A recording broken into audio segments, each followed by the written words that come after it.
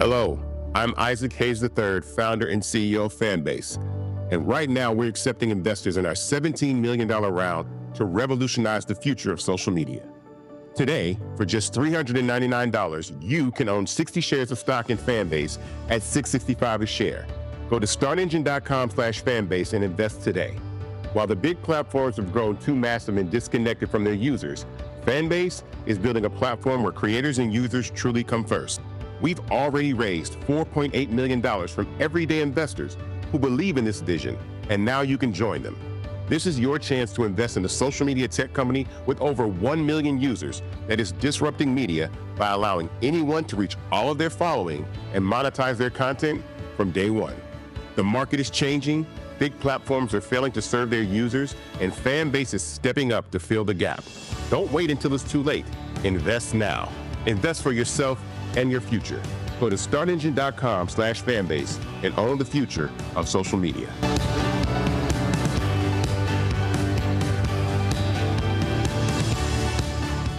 Folks, Black Star Network is here. Oh, no punches! I'm real revolutionary right now. Support this man, Black Media. He makes sure that our stories are told.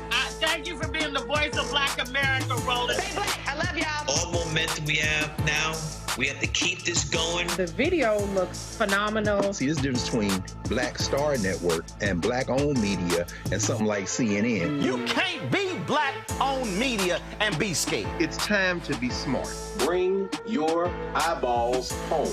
You dig?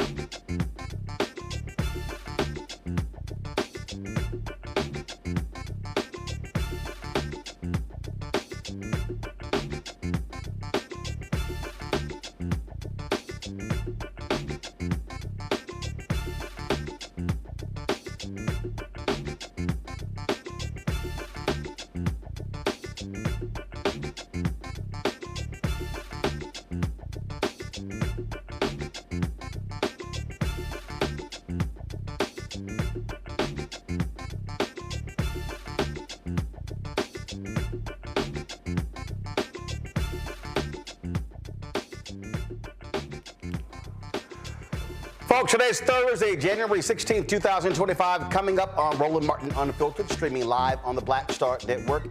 California wildfires are causing widespread destruction, loss of life, more than 9,000 buildings have been destroyed. The family of a victim of the Eaton fire is now suing a power company for wrongful death. We'll talk to their attorney, Ben Crump, and the victim's brother about why they believe the power company is to blame.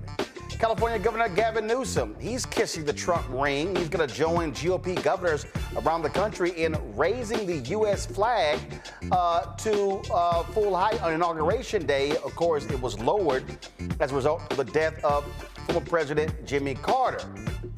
No charges will be filed in 2 cases involving the deaths of black men at the hands of law enforcement. The families of Louisiana's Ronald Greene and Washington, D.C.'s Justin Robinson will not receive the justice they deserve.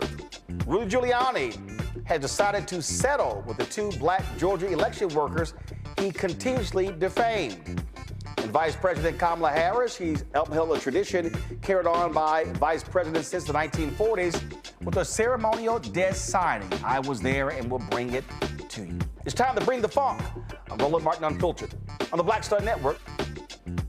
He's got it. Whatever the biz, he's on it. Whatever it is, he's got the scoop, the fact, the find. And when it breaks, he's right on time and it's rolling. Best believe he's knowing. Putting it down from sports to news to politics. With entertainment just for kicks, he's rolling. It's on go, roll, roll, y'all. It's Roland Martin, yeah. Rolling with Roland now. He's funk, he's fresh, he's real, the best, you know he's Roland Martin now.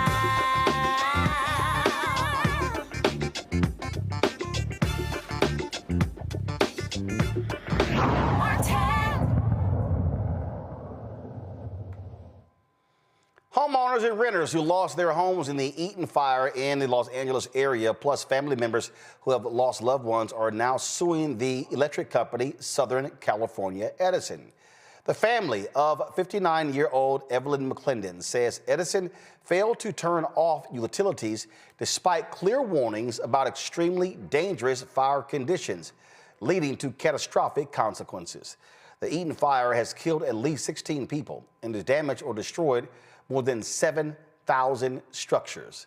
Attorney Ben Crump and McClendon's brother Zaire Calvin join us right now. I'm glad to have both of you here. Zaire, apologies for the loss of your loved one, and so our condolences certainly go out to you and the family as well. Ben, we'll start with you. Lay out to us the foundation of this case, or this lawsuit. Certainly, Roland. It's just tragic beyond words what happened to the city of Altadena, a very prideful black community. Zaire can talk more about it than I can, but in less than an hour, 200 acres burnt down to the ground of black people having worked for these homes with their blood, sweat, and tears to be able to give it to their children and have generational wealth gone in a matter of minutes. And tragically, worse than the property damage is the loss of life. Zaire lost his sister, Evelyn McClendon, a school bus driver, salt of the earth, a black angel. And she literally, Roland, died there in her house with, like so many others, with nobody coming to their rescue. And there was a failure to warn because on January 3rd, Con Edison Energy Company had got the warning. They were told directly that de-energize the power. It is a potential catastrophic occurrence about to happen. You had 100-mile winds. And so they predicted that they should turn off the power. They didn't. That was on January 3rd. She died on January 7th. They gave no warnings to the people in Altadena, that proud black community. And really, at the crux of the matter, they had 50 other faults telling them in that 4-day period to turn off the power, because had they turned off the power, people would have said, what's going on? People would have left and they would have been saved. The first time they got notice that they were in jeopardy was when the transmitters blew up and the fire started. And that's when they turned off the energy. So that's why we're suing Con Edison for the wrongful death of Evelyn McClendon. And we all should say her name and all those other black people, because there's a tendency, Roland, in these tragedies that people will focus in on the Palisades and the more affluent communities, and they often forget the black communities. Zaire, do you live there in the Los Angeles area? Yes, I grew up, my whole family, my whole life lived in Altadena. My family's hearts are shattered as we're still trying to wrap our minds around the loss of my sister. This is absolutely a travesty. We lost 2 family properties. That's just my family. All my cousins are displaced. Hundreds of Altadena's multi-generational African American brothers and sisters and cousins and friends have all lost their homes to this devastation in our community caused by this fire and caused by Edison. What Ben described, has that been the normal procedure when there have been dry conditions in terms of how power is turned off and residents are notified?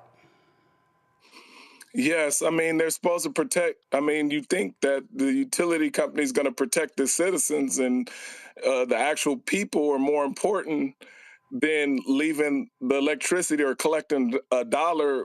It would make more sense to take off and turn it off and protect your people that are living there in the community. So I don't understand why they wouldn't turn it off. And we were outside. I was having a training because we do training I have a program called Extreme Athletics. We were literally training that night when we're running up and down the hill. We see the fire ignite and start. And then now later, I come to find out there's a video of where it started. And it's so disheartening. And if you just can understand all of your friends, this is the hardest part.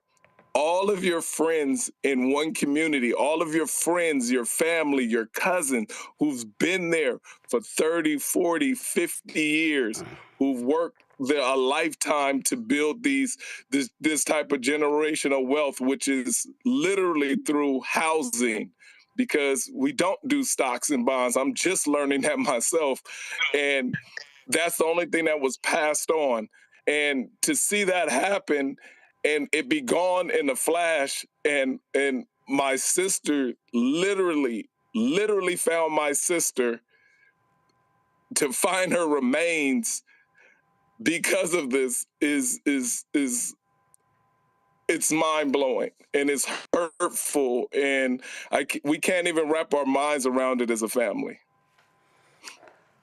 Ben, you walked us through. I mean, first of all, it's devastating to listen to what Zaire just laid out there. You walked us through these warnings and these different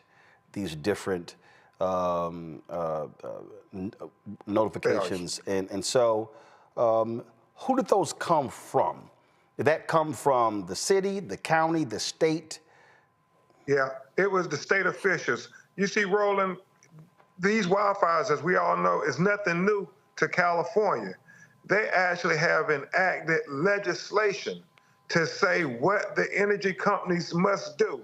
It is enumerated in our lawsuit that they fell for California codes that the legislature passed after the Malibu fires with PG&E, where so many people lost their lives and their homes. So they were on notice. They were told that it could happen. You need to de-energize the power. And so that is why people are so upset. Why didn't the California Edison Power Company cut off the power? it would have been as simple, we believe, as hitting a switch. And they made whatever decision. We don't know if it was profit over safety, but they made a decision that they were not going to turn off that power. And unlike the Palisades, Altadena situation is different because it can be completely tracked back to the transmitter and the power lines. I mean, they have video, as Zaire says, showing how that fire started, and it went like that. In less than 1 hour, Roland Martin, 200 acres of houses. And if you can imagine a populated area like Los Angeles, 200 acres, how many houses are in those 200 acres? How many lives are affected? So Zaire, I mean, he has talked about the black people in that community, how they loved on one another. And my concern, Roland Martin, is that, you know, others get more attention. They had the statistics that say, in these tragedies, white families get on average $126,000 from relief aid. Black people only get $36,000. And so you lost your home, your cars, everything. We got to make them whole. We cannot let them sweep this under the rug and treat Altadena like second-class citizens. We will rebuild this black community. There are a lot of, obviously, you have to contend with being your sister. There are a lot of folks, like yourself, who've lost everything. And so how are others coming to your aid? Are you getting the assistance that you need? Just give us a sense of all of that, Zaire. So as a community, the community is strong, and that's the blessing part of all of this. Everyone is kind of sticking together, but to give you, and it's so sad to say, when you're talking to your cousins and your neighbors and all your friends, and we all are on group chats, every race, every creed, every kind, everybody's talking together, helping each other while everyone has lost everything. So everyone who's trying to help each other the most are all the same people who've lost everything. And that's the part that people don't understand. They're the ones doing the work. They're the ones running around looking up services, sending out text and seeing what help can be out there. They're the ones, all the ones who've lost everything are the ones doing the work, who are literally, as a community, literally bonding together to try to bring resources to each other. I just had a mom, Myra, she won't mind me saying her name. I'm talking about before I just got on, who's calling me, who literally was like, Z, what do I do? Everything's gone. She lived right up the street. I coached her son. She's like, everything is gone. And now I'm just trying to figure out what to do, how to step, how to move. So it's literally us just passing resources to each other to build our community back. And I don't want anybody to have to endure this type of pain as a community. I don't want anybody's community, I don't care what race you are, especially Black, because we've been through enough, to have to endure this kind of pain and frustration and just everything that's going on. Well, there's no amount of money that can be given to bring a loved one back, but certainly we hope answers are received by you and the other families as to what happened here with this devastating fire. Zaire Calvin, we appreciate you joining us. Attorney Ben Crump, we appreciate you joining us as well. Thanks a lot. Thank you, Roland. Folks, going to go to a break. We'll be right back. Roland Martin Unfiltered on the Black Star Network.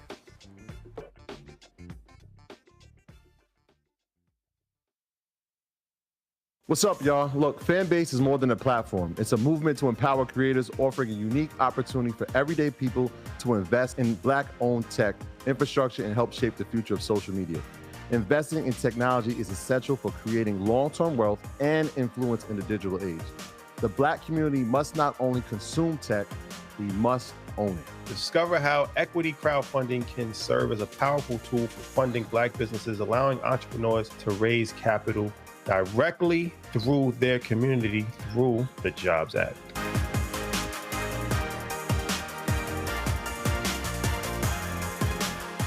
Coming soon to the Black Star Network. But y'all, when you're on that stage, or when you're and you're seeing 2 and 3, 4 generations in the audience, that's got to speak to you about the power of what y'all have become. Oh, most definitely. I think we were doing our show before our break, and remember, I was watching this kid. I could not take my eyes off him because he was about 9 or so. He was sitting in the front row with his over on the right-hand parents. side. Yes. I was amazed that this kid knew everything, and I was like tripping to see how many songs this kid actually knew. And he knew them all. And he knew them all. We had to go over there and bring him on stage and take a picture with him, at the end of the show and stuff, because it was just that amazing. It's like, this is crazy. The music travels everywhere, like what Philip was saying, seeing this young kid, then you hear our songs on commercials, cold commercials. Then you have the younger ones that hear our music in animation.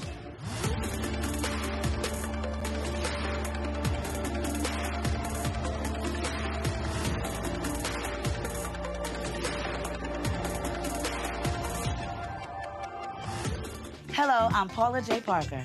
Truly proud on the Proud Family. I am Tommy Davidson. I play Oscar on Proud Family, Louder and Proud. Hi, I'm Jo Marie Payton, voice of Sugar Mama on Disney's Louder and Prouder, Disney Plus. And I'm with Roland Martin on Unfiltered.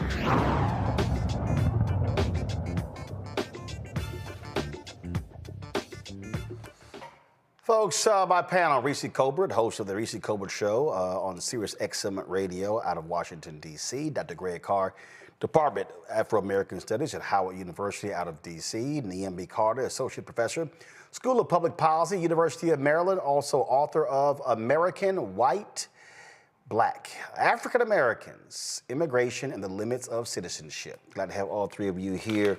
I'll start with you, Neem. This is... when you look at the devastation in Los Angeles, and, there were a lot of people in the first few days who kept harping on celebrities and not understanding that whether you're a celebrity or not, when you lose everything, this is not some possession has been stolen out of your car and then you're going back to your home or whatever. This is everything. It's clothes, it's memory, it's jewelry, it's all of your possessions, and people are left with nothing. The equity they had was in their homes. That's all you had, and all of that is gone. You had insurance companies that pulled out of the state. No one knows how many of these homes were not insured.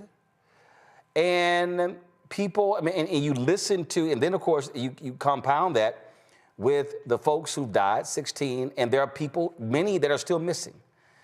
And so I think a lot of these people who are out here, who are commenting and saying all sorts of stuff and trying to place blame, including the twice impeached, criminally convicted felon-in-chief Donald Trump,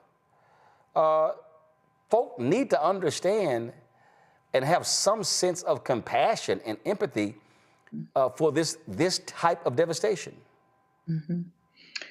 Absolutely. And, condolences to the young man that was just on and all the folks who have lost their loved ones and their homes. And I think this speaks to this broader callousness that is at work in this country. And we've seen it happen with other tragedies. We saw what happened with the hurricanes in Texas. We saw what happened with Katrina in New Orleans. I mean, you go down the list. And when you think about the devastation that is caused to Black communities by these kinds of losses, we can't simply say, well, that's what you have insurance for, because as you noted, a lot of people were in that period where they were going to re-up their insurance, renew their insurance. If some people didn't pay by January 7th, they are not covered. So there are quite a few people who will not be able to recoup whatever they lost. And as you noted, most people's wealth was tied up in their homes. So if people had done anything like refinancing and had mortgages to pay, the most that they can hope for is to pause that mortgage for a year.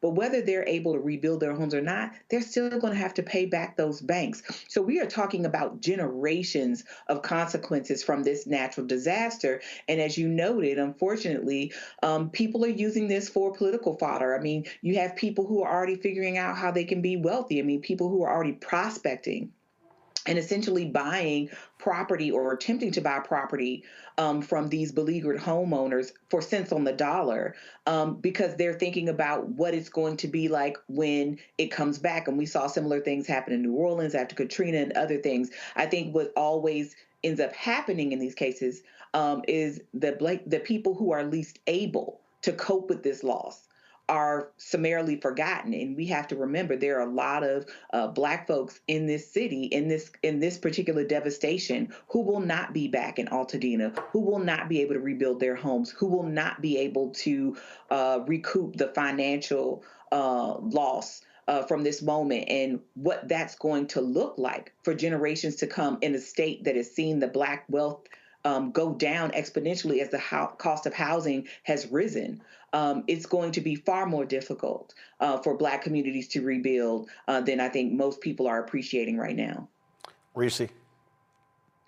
Yeah, I think that it's just so horrific and tragic.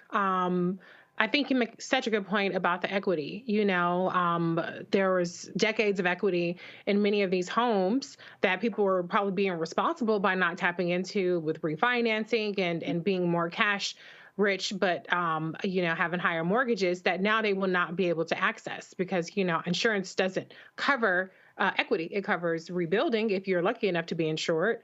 But I think that, you know, it's definitely a tale of the way the racial lens that is applied to these tragedies. To the extent that Blackness has been given an outsized amount of attention in this tragedy has been to cast aspersions on Mayor Karen Bass, to accuse quote unquote DEI of being something that has contributed to these fires, which is absurd. And not enough attention has been on the community of Altadena and the working people throughout all of the fires that have been impacted of different races. I mean, I covered Altadena on my show on Saturday, but certainly there should be a lot more attention on this. But I will say I am heartened by the grassroots. I'm glad that we still have that, the grassroots galvanization that we've seen on social media and in person that has surrounded this community. And I hope that that kind of support and empathy sustains, even if we cannot necessarily break through on the so-called mainstream media lens with that kind of focus. Great. I add my sympathy, prayers. Listening to Zaire was heartbroken. It's just heartbreaking. I can't imagine finding my sister's remains. Again, you know, this community, which existed initially, you know, African people moving out there in the 1930s and 40s, because redlining practices weren't there. And so now you have a community that has been devastated, like say thousands of acres, thousands of people displaced. You know, I was telling my students today, when you think about Pasadena and Altadena is where Jack Roosevelt Robinson's mother moved them out of Cairo, Georgia, to the West Coast. And so Jackie Robinson spent his early childhood there on Pepper Street, and you know, went to John Muir High School. And I was reading that one of the coaches at Muir High School concerned because all his students suffering and worried about his own house. And I've got a couple of students, the Ben sisters. One's in school at Howard now, and her big sister graduated a few years ago, both of them in African American Studies department.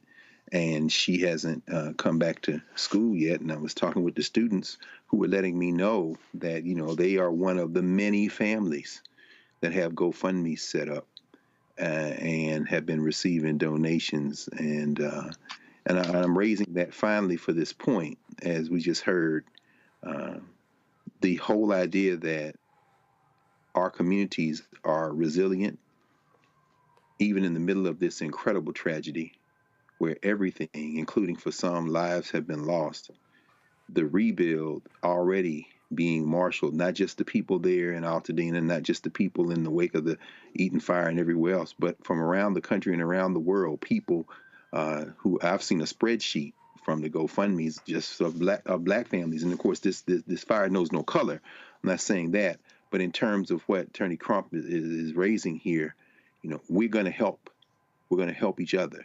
And that help is pouring in from all over the place, and therein lies the hope. Indeed, indeed. And so we will continue to bring you these stories and also keep you up to date on what is happening with the resources that are being raised by so many of these families. Going to go to break. We come back. We're going to talk about California Governor Gavin Newsom. What the hell is he doing on bending knee to Donald Trump? I got to talk about this here. But also, before we go to the break, folks, don't forget, support the work that we do here. What we have to recognize is that we are facing dark and difficult days ahead, as Dr. King once said, as he said on April 3rd, 68. And what is coming at us from the thugs who will be occupying that building 2 blocks from here, we will be directly targeted. Black folks will be directly targeted. And if there's any moment for black-owned media to have a backbone, to actually cover news, not gossip, not bullshit. I don't care about who's the GOAT between MJ or LeBron. I don't have time for a lot of this silliness. This is a moment where we need trusted news sources that are covering the issues that matter to us, that are speaking truth, that are uncovering lies, and are being completely unbought, unbossed. And that's what we are here at the Black Star Network. I am talking to several people right now about developing new shows on the network. We want other different voices as well, because we understand that this has to be our focus 24/7, 365. So when you support this network, when you support this show, you are supporting an information platform that is speaking to our interests. And look, it's a lot more white folks also who are listening to us, who are watching us, because we speak truth on this network. And so support the work that we do. The millionaires and the billionaires, they're not funding us. It's going to be a bunch of billionaires sitting on that rostrum on Monday. And you know what? They are bending their knee. They are bowing down. They are kissing the ring. And I'm telling you right now, there ain't no ring that will be kissed on any orange hand. So contribute via Cash App by using the Stripe app. That's the QR code right there. If you are listening to us, you can go to blackstarnetwork.com to actually see the QR code. That's to contribute via Cash App. PayPal is R Martin Unfiltered. Venmo is RM Unfiltered. Zelle, Roland at RolandSMartin.com. Roland at RolandMartinUnfiltered.com. Of course, send your check and money order to P.O. Box 57196, Washington, D.C. 2003 7-0196. Back in a moment. Hello, I'm Isaac Hayes III, founder and CEO of Fanbase. And right now, we're accepting investors in our $17 million round to revolutionize the future of social media. Today, for just $399, you can own 60 shares of stock in Fanbase at $665 a share. Go to startengine.com/fanbase and invest today. While the big platforms have grown too massive and disconnected from their users, Fanbase is building a platform where creators and users truly come first. We've already raised $4.8 million from everyday investors who believe in this vision, and now you can join them. This is your chance to invest in a social media tech company with over 1 million users that is disrupting media by allowing anyone to reach all of their following and monetize their content from day one. The market is changing, big platforms are failing to serve their users, and Fanbase is stepping up to fill the gap. Don't wait until it's too late. Invest now. Invest for yourself and your future. Go to startengine.com/fanbase and own the future of social media.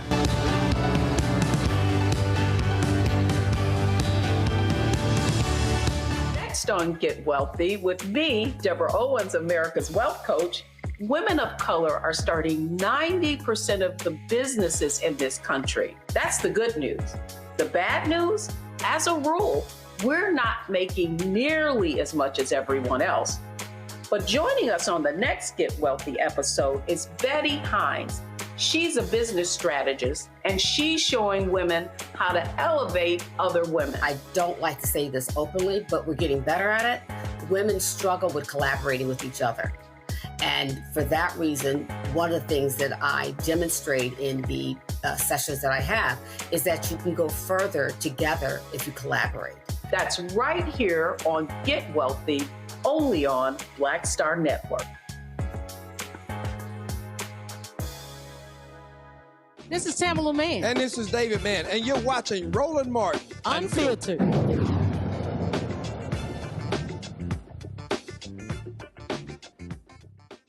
California Governor Gavin Newsom previously said that he wanted to Trump-proof his state from the shenanigans that we're likely going to see. Well, guess what?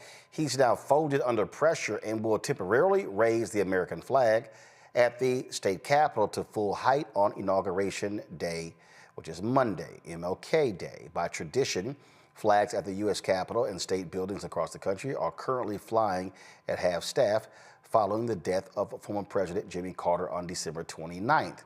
Now, President Biden ordered the flags to be flown for 30 days. Now, flags temporarily raised to full height will return to half staff on January 21st for the remainder of that mourning period, which ends January 28th, 8 days after the twice impeached, criminally convicted felon-in-chief is sworn into office. Here's my whole deal here, Reese. Gavin Newsom is always talking big, lots of bluster, chest out, all of that. This is very simple. And I don't care what you say. President Biden signed in 30 days. President Jimmy Carter died. This is not the first time this has happened where flags are being lowered to half staff. It happened when Truman died and Nixon was inaugurated. So I'm sorry. I don't give a damn if the governor of Texas and the governor of Alabama and the governor of Florida are doing this. Stick to it. But the suck up starts now. Mm-hmm. Yeah, I mean, this is a general election 2028 strategy on Newsom's part, but you got to get through the primaries first. And this kind of bending the knee to Donald Trump is not what I will say primary voters in 2028 are going to want to see. So I don't think that this stops Donald Trump from calling him new scum, or the Republicans in Congress, Mike Johnson being one of them, the Speaker of the House, putting conditions on disaster relief for California. I don't think it's going to make their relationship any less adversarial. So what is the benefit aside from perhaps, 4 years from now being able, if he were to become the nominee, which I'm not convinced he will be in any way, shape, or form, but let's say he were, he could say, well, I did da-da-da-da. Get the fuck out of here. Quit being weak, punk ass bitches. Republicans don't concede an inch. They don't surrender an inch to Democrats ever, ever, ever, ever, unless they get a very specific, tangible benefit that they can claim sole credit for and rub in Democrats' face. They don't ever do this kind of shit. They're not gracious. They don't do anything like that. So this is the disconnect that happens with why so many Democrats are disillusioned and disaffected and feeling like that Democrats aren't really up for the fight. Democrats are very quick to be like, oh, we don't have time for politics and this and the other. So that's all he had to say. Well, I'm not worried about where the flags are. I'm worried about stopping these wildfires. He could have said that and kept it moving. But they let Republicans, they let right-wing media, and then the people who regurgitate right-wing media attacks as questions dictate the conversation. So I think this was a weak move. If there was a 5% chance that this would actually help Californians, then I'd be like, hey, I'm pragmatic. I'm willing to make that change. I'm willing to make that exchange to humor Donald Trump for a whole day, go back to status quo with the flags being half-mast. But there isn't a chance in hell because every single Republican is going to be working on dragging Gavin Newsom's ass through 2028, 2029, period. What I don't understand, Niambi, is this is real simple. If anybody criticizes you, the answer is very simple. Former President Jimmy Carter passed away. President Joe Biden signed this. Flags to be flown at a half-staff for 30 days. End of conversation. Have some courage. But I think this is what Reese was alluding to a moment ago. Everybody thinks that if they appease Donald Trump and they appeal to his ego and play nice with him, that he won't bite their faces off. There's no evidence that that is the case. If anything else, this is going to make him despise you more, because one thing Donald Trump will pounce on is weakness. And this looks like a moment of weakness for Gavin Newsom. The fact of the matter is Donald Trump is probably not going to lift much of a finger to help California, and certainly not do anything that would make or elevate Gavin Newsom in the state's mind. Even though he can't seek re-election, this could be a part of his legacy, right? Like, how do you respond to this natural disaster? And Donald Trump isn't going to do much to help him succeed in that. He certainly has been very open about how much he despises Gavin Newsom and how much disdain he has for the state of California and the people in it. So I think this was a moment, like you said, that didn't really require a response. I mean, in some respects, Gavin Newsom made his own unforced error, because it wasn't something that everyone was clamoring to do. I mean, most of the people have done this are, folks in Republican states like Ron DeSantis and Ivey over in Alabama. So why he decided to do this is beyond me, especially because we know that Donald Trump will not concede one iota of additional resources that he doesn't have to the state of California and to the Newsom administration. So for me, I think this was a weak move. I don't think it puts him or the state in any better position. If anything, I think it helps to bolster Donald Trump's sensibility about his own self, because who is jealous of a dead man? I mean, somebody like Donald Trump. Absolutely, and that's all this is. And so if progressives were looking to California Gavin Newsom to be the one with the spine and the backbone, clearly it's absent. Yes. I actually am excited. I'm actually excited for Monday. I've never had an investment in the United States, not since I really became a deeper student of history. It's got to be broken apart. It will break apart. History tells us that. There are very few societies that don't. That's why they're stifling laughter in Beijing right now, even as they build these large land invasion crafts, which when they get ready to take Taiwan, it'll be very interesting to see. Retake Taiwan. I agree with Reese, of course, that this is a strategy for 2028. When our brother there in Niambi's home state of Maryland, the governor of Maryland, said, "I'm not the leader of the resistance, I'm the governor of Maryland." I think that too was a gesture, not toward Trump, but toward the voters base. And, whether it be Newsom or Wes Moore or anyone else who's saying, "I'm not jumping out there with the rhetoric, watch my actions," I think it's going to be an interesting next couple of years. I won't say 4 years, because Junior Varsity Vance has been very silent. I mean, there is a 25th Amendment. I don't expect that Trump will make 4 years.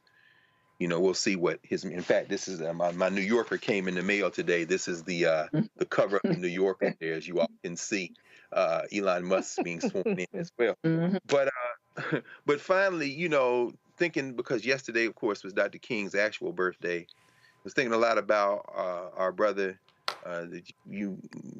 Thank you, Roland, again for introducing me to being able to meet and chat for a second with Fred Gray down there from Alabama. Fred Gray said, "I fought with the laws I had." And we were talking about Fred Gray in class last night, and one of my students said, sometimes you extinguish a thing by pursuing it. And the happy warrior, Gavin Newsom, Governor Moore, of course, trying to position himself by pursuing the possibilities of American democracy. What they're going to reveal is there's never been such a thing. This isn't a nation. And it's just going to embolden the white nationalists. And when they break it up, it's not going to be put back together again. Then we can build something else. Folks, today the confirmation hearings continued for the lackeys who Donald Trump is picked to be in his cabinet. One of them is Scott Bessent, who was questioned by Senator Bernie Sanders regarding a living wage. Now, Donald Trump, we all know, lied about, oh, I'm out here fighting on behalf of the working class.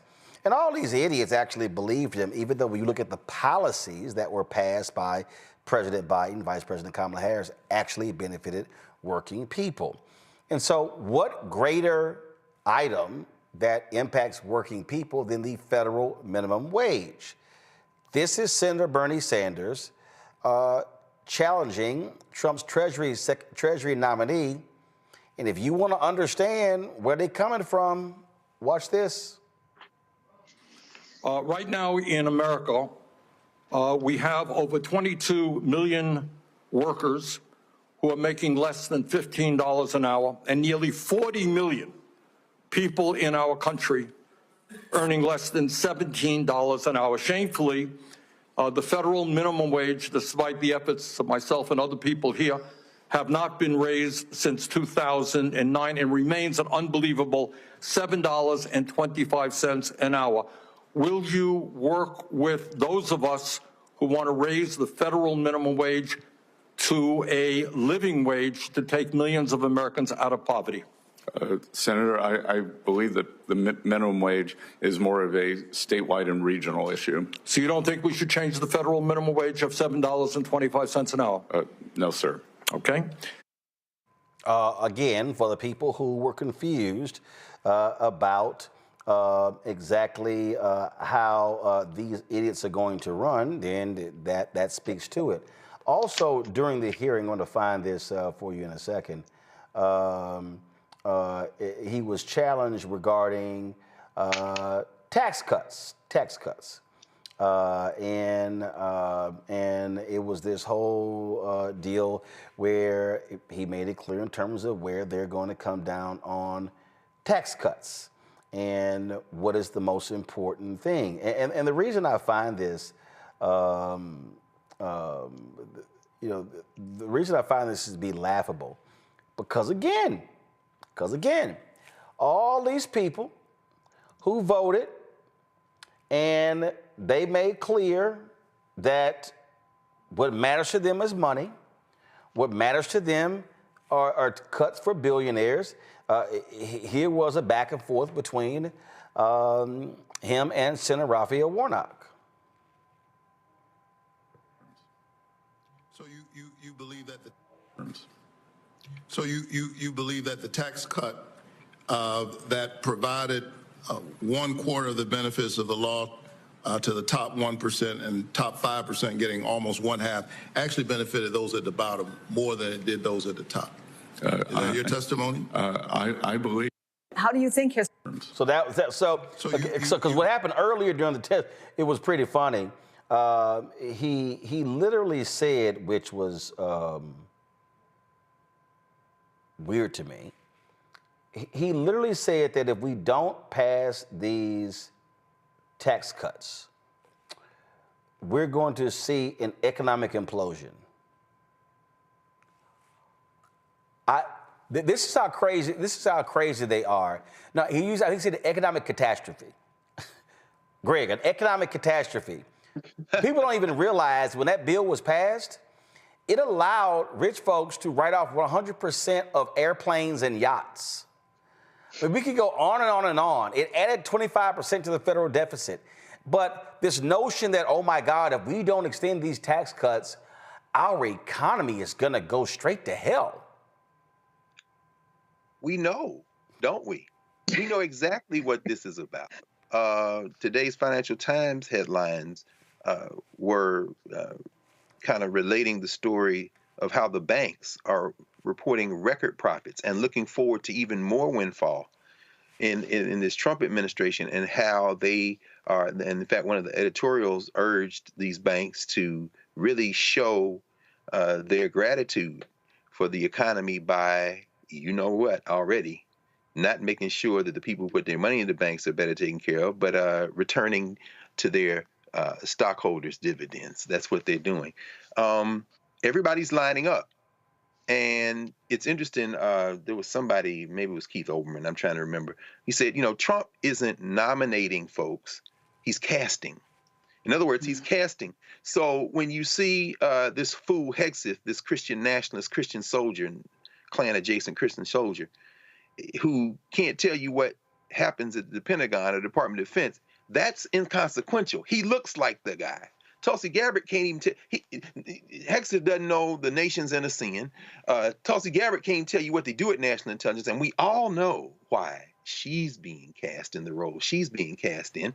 This man is sitting in Mar-a-Lago looking at people, and it's a vibes thing, but it's inconsequential because ultimately the people who really are using this fool as a signing pin, and should he stumble, have their Manchurian candidate ready in the waiting, Junior Varsity Vance, are these billionaires. And so now it's been announced, I think today was it, that the head of TikTok, the Chinese dude, is going to be sitting there next to Bezos and Zuck and Musk on the dais. So and TikTok is sponsoring one of the inauguration balls, but go ahead. Exactly. So, and a minute ago when I mentioned Fred Gray and Martin Luther King's birthday, of course, between his actual birth, the 15th, and Monday, it is an opportunity for us to really reflect on what we were pursuing in that civil rights movement.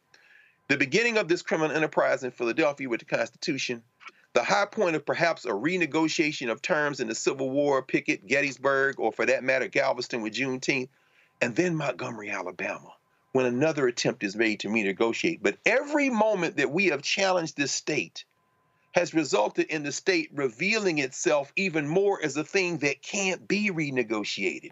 This is a thing, perhaps this pain will wake these poor people up, perhaps it won't. But maybe this time we will understand, whether it be Black Star Network, Fanbase, or whatever else we rebuild, maybe we'll understand that ain't nobody coming to save us. So we just gonna have to do this ourselves. Reese, I love this one because I keep telling people why truth matters. Listen to this lie. I just want everybody to understand the line they are so good at. Listen to this. We've heard much here today saying that we are at a record amount of energy production, and we know that's a canard. We are barely above where we were in 2020, and if we were to look at the Department of Energy projections for 2024 and 2025, we are well below those. The past 4 years, we have seen U.S. production constrained, and part of a fulsome sanctions program would mean that we need more energy production in the U.S. to make up for the loss of sanctioned Russian oil to protect the U.S. consumer. Right, which is American jobs, which is American income, which one of the things we're going to have to deal with is the intangible drilling cost punishment that was actually put on all the independent oil and gas companies in my state and everywhere else that drives up the cost for consumers. So I'm confused. Reese, we literally produced more energy than we ever have. That was a lie. Right. Who cares? What difference does it make? Exactly. To the dumbass American public who heard lie after lie after lie after lie after lie and said, let's get Trump back in here. I mean, this is a fucking dream come true for the billionaire class who are probably somewhere doing some top secret exploration of Mars or some other country or some other goddamn planet to get to because they're wrecking the fuck out of this one. Okay? So all the tax cuts and all the other shit ain't gonna preserve the planet for them as billionaires. But they got an exit strategy anyway, Jeff Bezos. So it's crazy the way that these people gaslight. I mean, this is a tweet from Steve Ratner, January 8th. Energy production is at a record high. Since 2019, the U.S. has produced more energy than it consumed, and that surplus plus grew under Biden. This is the chart right here. And way more than Bush, energy guy, way more than Obama, way more than Trump. And it's like, oh yeah, we haven't produced enough energy. Yeah. Yeah. And guess what? Who do you think they're going to believe? Their Fuhrer or the fact? Wow. That's how this works. So we're living in a whole new world where Republicans don't have to deliver in order to not have to pay a political price. I think that we're heading, to Dr. Carr's point, towards the destruction of this experiment, because they've made some big promises. Yes, they've talked about the trans shit. Yes, they've talked about the deporting, mass deportation. But there are tens of millions of people that have voted for Trump with that as the cherry on top. But they also want, and they're expecting, to see some sort of relief in their pocketbooks. They're expecting that they're going to keep their Obamacare, that they call them the ACA now, that they're going to keep their $35 diabetes medication. There are a lot of people that are expecting that all the shit that they saying they're going to do that would hurt them, they not really going to do that. They just going to do all this fucked up, hateful shit that I really want them to do. But I'm going to keep my eggs, and I'm going to keep my diabetes medication. I'm going to keep my insulin. And they're in for a rude awakening. And when that happens, I don't know if we have to worry so much about elections. I don't know if we have to worry so much about gerrymandering. I think they're going to be bigger fish to fry than what's going to happen at the ballot box. And who's going to be the ones who have to be looking over their shoulder the most? It's going to be Republicans. So right now, the country is in the find out stage, and pretty soon the Republicans that have so much carnage and so much pain that they are planning to inflict on us, that they think they're going to be able to completely gaslight us around, they're going to be in the fuck around phase soon. So I'm going to sit back and I'm going to continue to speak truth and call out what's ahead of us. But this is going to get really, really, really, really ugly. And I think it's going to get ugly very quickly. Nyambe, guys, at least go back to my iPad. Again, for the people, and this is why, y'all, we operate in facts. U.S. yearly average oil production. See 2008, 5 million barrels a day. You see 2017, about almost 9 million barrels. Then it went up in 18, up in 19. It goes down in the COVID years of 2020, 2021. Last 4 years, Biden-Harris, up, it was up. We're past 13 billion a day. But, oh my God, it's been horrible. It's been terrible. We have not produced energy. I don't know what's going on. It's just, we got to do more. Oh, they've been restricting people.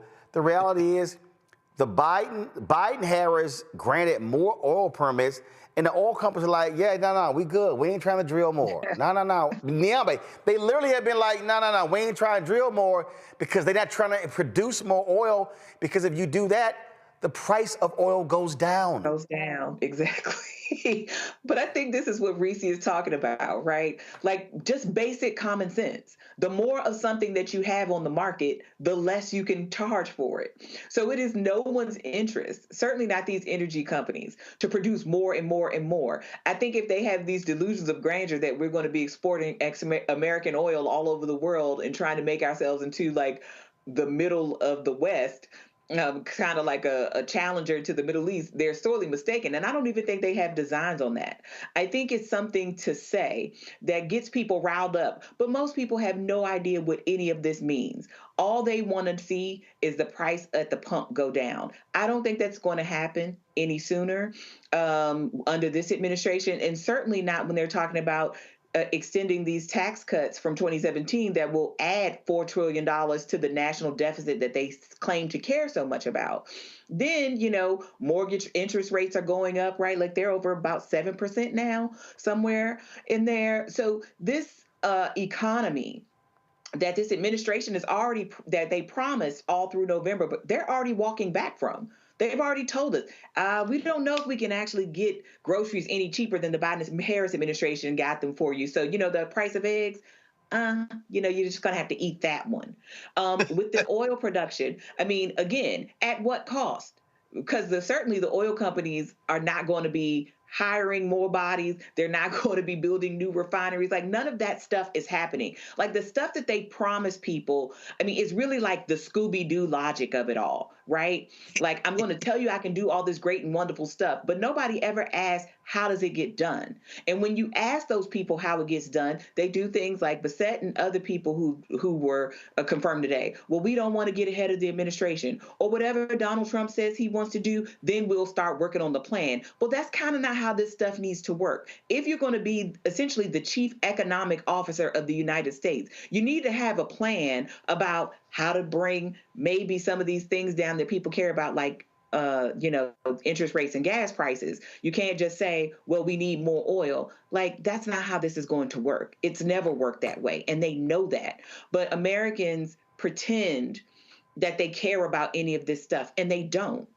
They care about the meanness. The pain is the point. And I think Reese said it best, which is, this isn't about facts or any of that. People want the stuff that they want, but they want all the poop to roll downhill and get on everybody else's shoes and not theirs. And unfortunately, that's not how it works, because what these people don't understand is they're part of the class of people that Donald Trump actually doesn't interface with often and can't stand.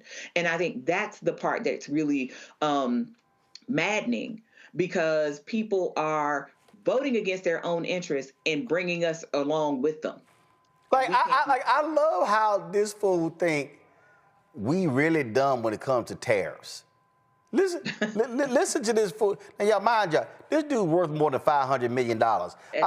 This to me is funny. Listen to this. I believe these tariffs, you can call it whatever you want in terms of trying to gussy it up. They're going to be paid for by our workers and small businesses. All through the campaign, we heard they weren't, that foreign countries were going to pay it. I think that's baloney. It's going to be paid for by workers and small businesses. So, your response? Yes, Senator, I would respectfully disagree. And the history of tariffs and tariff theory, optimal tariff theory, does not support what you're saying. Traditionally, we see that the current, if we were to say use a number that has been thrown around in the press of 10%, then traditionally the currency appreciates by 4%. So the 10% is not passed through. He act like we didn't see this in between 2017 and 2021, when the tariffs were slapped on China, soybeans, milk, and other products. Farms failed. They went bankrupt. The American taxpayer, guess what? Trump handed out $25 billion to these farmers because of his dumbass tariffs. Reese, go ahead. They just, like, first of all, this is the sequel. This is like, how many Fast and Furious have we had? About 11, 12, 13? Like, they act like we ain't seen this movie before. This is a sequel, boo. Well, here's the thing. Fuck all that shit about theory, optimal theory. We're not talking about theory. We are talking about the specific tariff announcements that Donald Trump has made. And there has been solid economic analysis on the specifics of what Donald Trump has announced, which is not good optimal tariff policy. It's bullshit. It's tariff policy that is based on fiction, that we have some sort of border crisis that is going to be applied to all goods coming from multiple countries. That is not how tariff policy done correctly is supposed to work, where it's supposed to target specific industries or specific products. That is not what Donald Trump is talking about. And so, unfortunately, yes, we do have a lot of people, I won't call them dumb, because not everybody is expected to know tariff policy, but, you know, a lot of people have the false impression that tariff money is free money for the United States, that tariff money is paid by the citizens of the countries to which the goods that the tariffs apply to come from.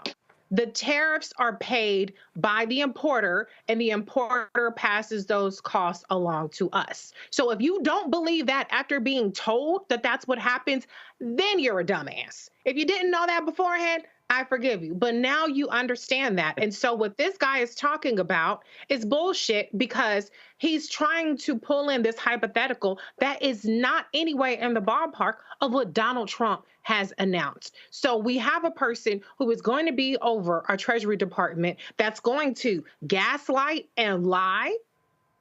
Let's assume he knows the truth, which maybe he doesn't. And so he's a dumbass too, who is going to steer us in an even worse direction than just going off of Donald Trump says stupid stuff and nobody believes he's really going to do it because he has competent people in office. That was the last time. This time, we're fucked.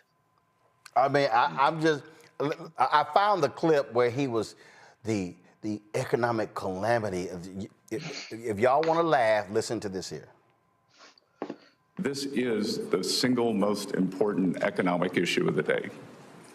This is pass-fail, that if we do not fix these tax cuts, if we do not renew and extend, then we will be facing an economic calamity.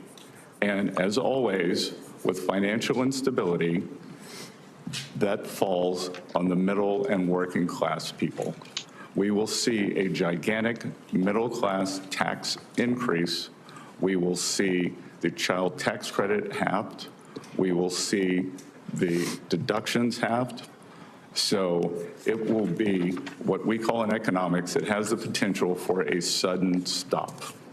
And as I said, traditionally with these sudden stops, it falls on working Americans. He's right. He's right about that because the rich don't pay. So, of course, it falls on the working class Americans. But this is the thing. Bassett is defending those who have sent him there. They will continue to loot the Treasury. Elon Musk and Jeff Bezos, of course, Musk already, and Bezos increasingly with his whatever Blue Bayou, Blue Horizon, Blues, whatever his space dreams are sucking up federal tax dollars, our taxpayer dollars. Now, the thing that no one is paying attention to who voted for Donald Trump, and very few people who voted for Biden, or voted for Harris rather, are paying attention to, is that we live on a globe. We live in a world. Oil is increasingly less important. China has the huge share of the supply chain in lithium. We're talking about electric batteries. David Brooks was writing in the New York Times the other day, says that China's shipbuilding industry has a capacity of 230 times that of the United States right now. Their electric vehicles, the reason that Elon Musk wants control and now will have control of the federal government, at least in the short term, sorry, Steve Bannon, your racist base probably not going to like it, and you already see what's coming, don't you, buddy? Don't you, buddy? Elon Musk is in bed with China, in part because BVD is eating the lunch of Tesla. And BVD is BYD rather, is the biggest electric vehicle producer in China among many other big ones. The EU is terrified because they're trying to throw up protectionist forces to stop China, but China is exporting their trade deficit in terms of what they export and what they import now. Just reached, is it $1 trillion? I'm trying to remember in terms of, it's right at just south of $1 trillion. Canada's terrified because they have bad relations with China, and so they've got a toady up to the United States. But meanwhile, Mexico, Sheinbaum is throwing the middle finger because she's like, there's a world out there, baby. And what is going on right now with the BRICS and everything else, the world now will look away from the United States at the very moment that Trump and his fools, because they need to be elected to office, at least in the short term, are appealing to white nationalism, that they're going to try to argue that they need to be protectionist. You know what's going to happen? The food riots that people look at and say, that would never happen here. Get ready to throw hands in the Walmart. Get ready to fire off a fire shot in the Kroger or the Big Bear or the Piggly Wiggly. Why? Because supply chains are global, friends. And when you throw up them tariffs and you go protectionist to win elections, what you're going to end up finding out is the world is now moving.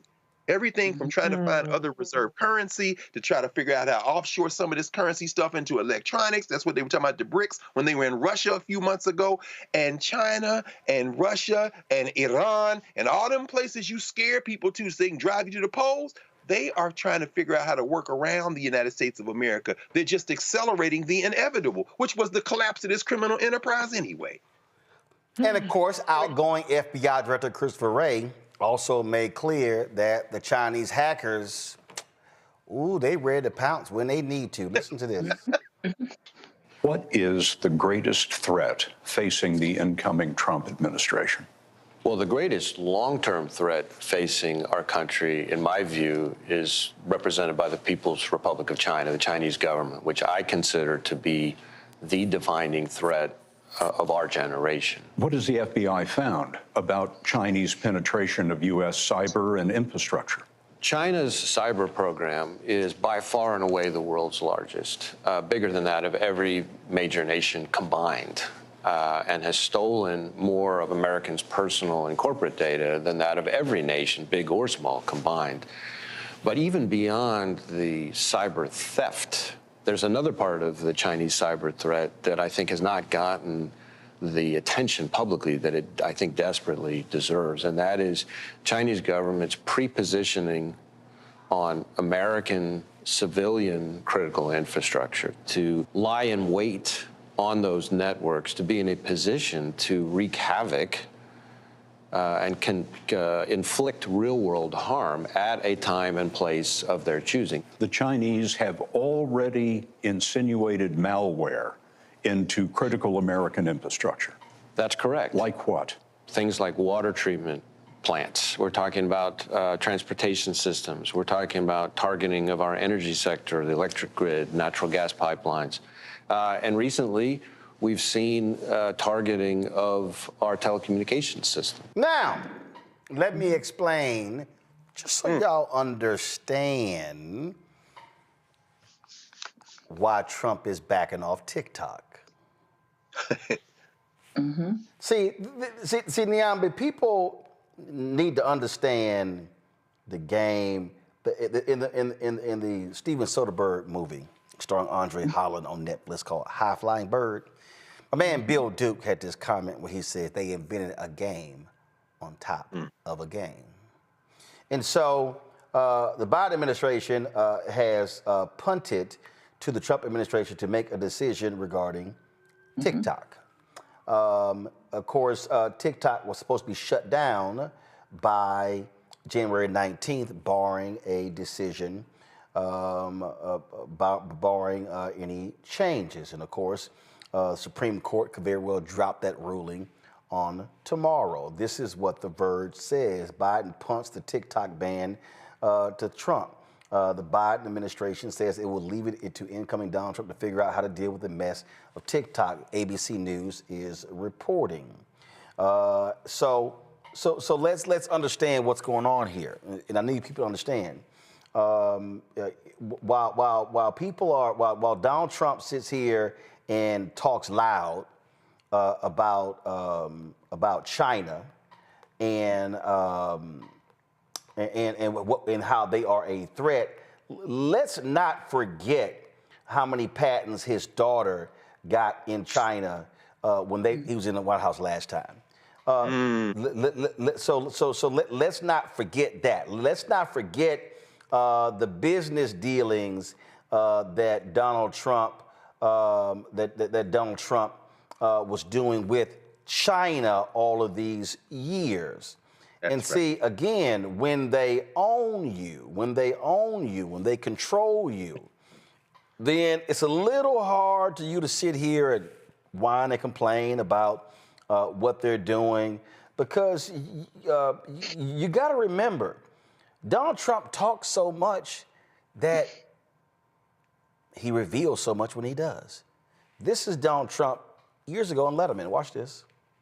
I have nothing against China. I just hate that their leaders are so much smarter than our leaders. 2016, we will not be the world leader anymore. We have been always. But in 2016, China becomes the great economic leader. Even if Mitt Romney is elected, he says that maybe he can turn it around. Well, do you think he could turn it around? I think we can. Do you think Mitt Romney can turn it around? I think he can. All right. First of all, let me pause that. That was an absolutely lie. What he predicted did not happen. But you know what? Let's let it continue. He's the great economic leader. Even if Mitt Romney is elected, he says that maybe you can turn it around. Well, do you think he could turn it around? I think we can. Do you think Mitt Romney can turn it around? I think he can. As a line of clothing. Now, where were these made? These were made, I don't know where they were made, but they were made someplace. But they're great. It's ties, shirts, cufflinks, everything sold at Macy's, and they're doing great. #1 selling tie anywhere in the world. #1 selling tie anywhere in the world. You wouldn't wear that shirt? We also have them in white and beautiful white. Where are the shirts made? Bangladesh. Well, it's good. Okay. We employ people in Bangladesh. Ties? Where are the ties made? Have to work These are beautiful ties. They are great ties. The ties are made in where? China? Ties are made in China.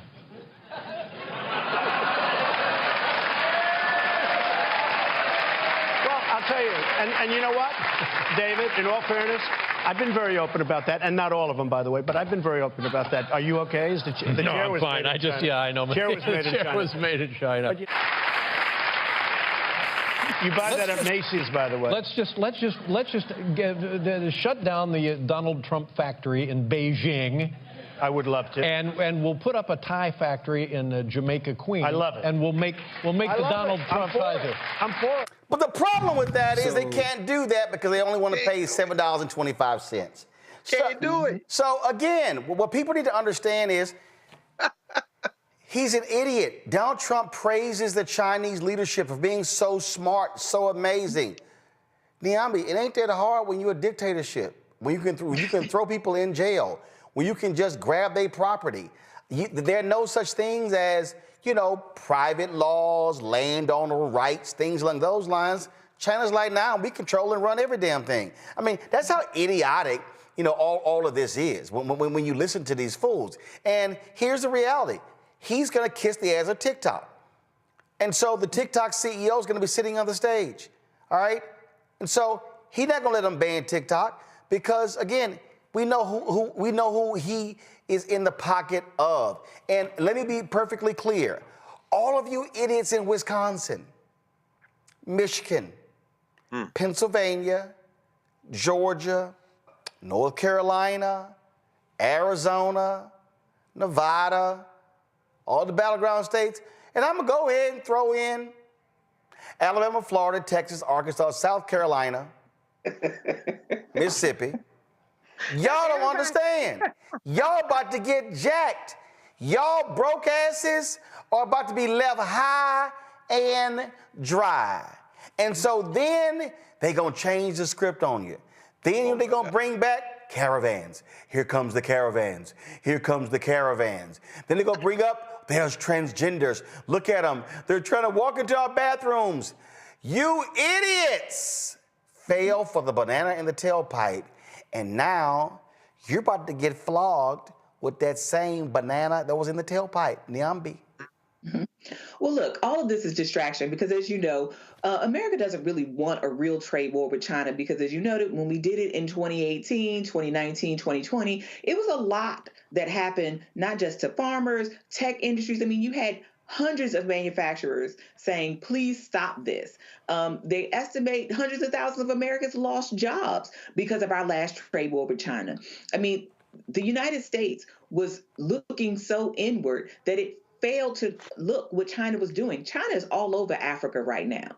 China is building highways and doing all kinds of stuff. And you know why? Because they want those natural resources to manufacture the batteries and the pieces that go inside of our phones and inside of those electric vehicles. Because it's not in the manufacturing of the car, it's in the parts. And they know that. And then when you look at China's own infrastructure, I mean, they have maglev trains that can get you from Shanghai to Beijing in a matter of hours. And we can barely get from DC to New York in 3 hours because we have such terrible infrastructure. So we don't actually really want to go to war with China in trade and in tariffs. It's a fun thing to say because Donald Trump wants to be an autocratic leader. Donald Trump wishes to be like the people and the leaders of China and Russia and all these other places. That's what he actually wants to be. I think what people fail to realize, though, is at the end of the day, Donald Trump is a businessman. So he will still make money in that same China and with those same Chinese government and government officials that he lambasts today. And then he's going to tell you, as you said, it was the immigrants that started the fires. It was the immigrants that are taking your jobs. It's because of something else that you're experiencing inflation. But Donald Trump is over here, telling you to look at this hand, but this hand is over here in the pockets of somebody else. And most of them going to be these very same middle class and poor folks, working class folks that you talk about in all these states that voted for him because he's going to stick it to China. I mean, the United States lost that battle a long time ago. And I don't know that people are prepared for what it will cost us in real time. And the reason I laugh, Reese, I laugh at all these people who talk about, we look at what China, what they're doing. Like, for instance, this train that goes 248 miles an hour, this right here. And they're like, I don't understand. Why can't, guys, come on, go to my iPad. What are y'all doing? Go to my iPad. Let's go. Why can't we have that in the United States? Well, let's see, because it's the Republicans who have been blocking the transportation dollars for high-speed rail, because guess who has been sitting here saying don't do that? The airline industry, because they know that if you go on the train that's moving 240 miles an hour, damn, I don't need to fly. And that now means airplane monopolies now are going to have competition. We don't want that because we need to keep making record profits. Yeah, all of that. Unfortunately, I wish that I could say that Donald Trump being a businessman is something that means that he will ultimately succumb to logic and reason and fiscal responsibility, because there's no evidence of that. I mean, he's been bankrupt multiple times. He made the deficit far worse. He owns 25% of the deficit since the beginning of the deficit, as in one 4-year term. And he is insisting on things that have no economic sound reasoning. And he's surrounding himself by sycophants who will absolutely not be a check on him. And so while I would love to believe that a lot of this stuff was bluster and cooler heads will prevail and eventually logic will rule the day, I don't have that confidence. I would love to be pleasantly surprised by that, but I don't have that confidence.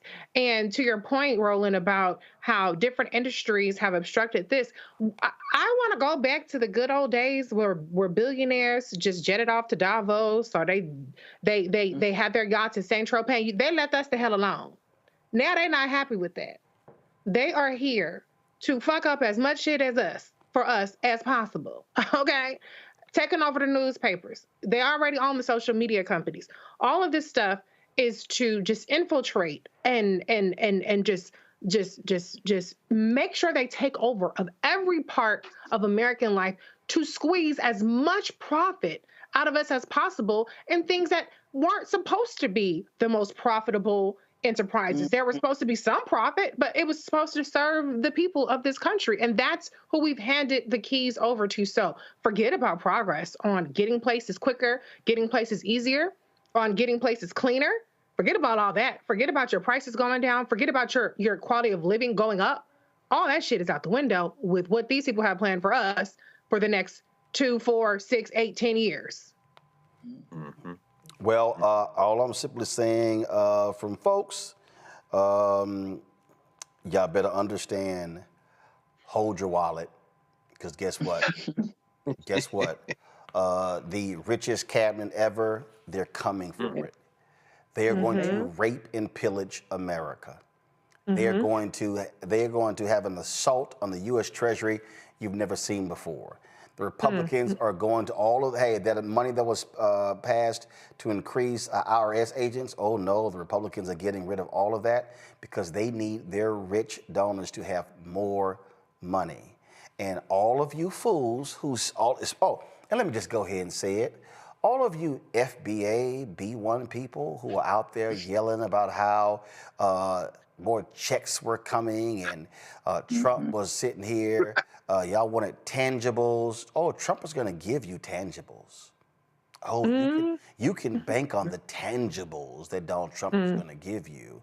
It's going to be a foot in your ass.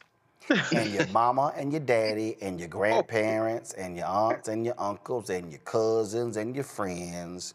And then I'm just letting y'all know, Reese, Greg, Nyambi, myself, and others are going to be sitting here looking at y'all going, it's above me now. Mm-hmm. Because y'all were some dumbasses who spent 4 years shitting on Biden. Then you shit on Vice President Harris. Y'all said she wasn't a sister. Y'all talked about how she cooked collard greens. Y'all acted like some assholes about Hillary and hot sauce. Y'all talked about all this sort of stuff like this. And you knew what y'all to get? Butt-naked, nude model, First Lady Melania Trump.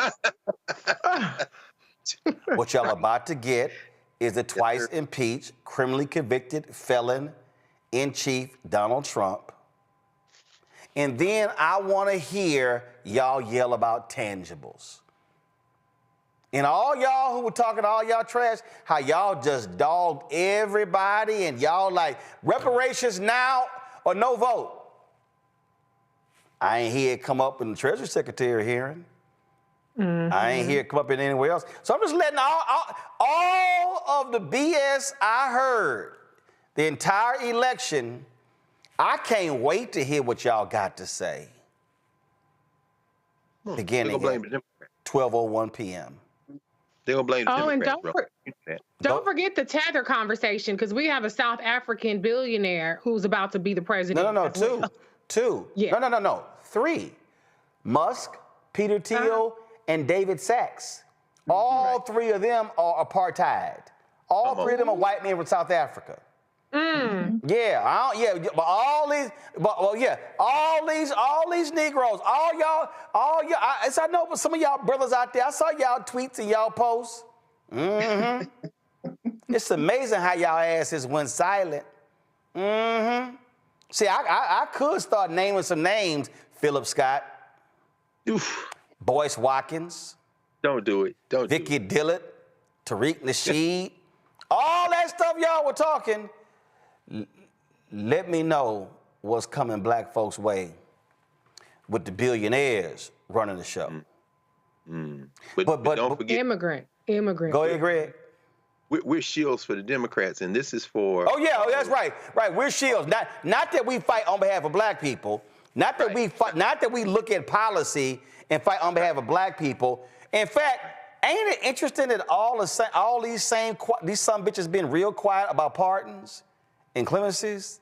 And so, it's amazing. It's amazing. Greg, go ahead. Make the final point before I go to break, because I'm going to start cussing some folks out. And this is a word, too, because I'm sure that this is going to be clipped and debated on YouTube sites that call themselves radicals. These are the folks who would say they're on the radical left. A word to you, our friends.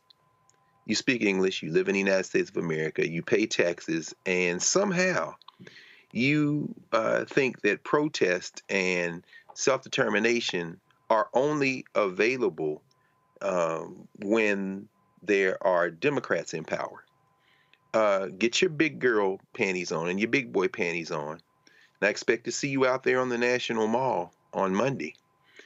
Because all that stuff you talked about, Kamala and Genocide Joe, even as Trump is praying that his murderous friend Bibi Netanyahu can rein in that crazy-ass defense minister in Israel so they can get a vote and get this thing off of his plate before Monday, I expect to see you all out there giving exactly as much or more hell to these folks who are now in office than you did, because didn't you see how quickly Gaza disappeared from the headlines?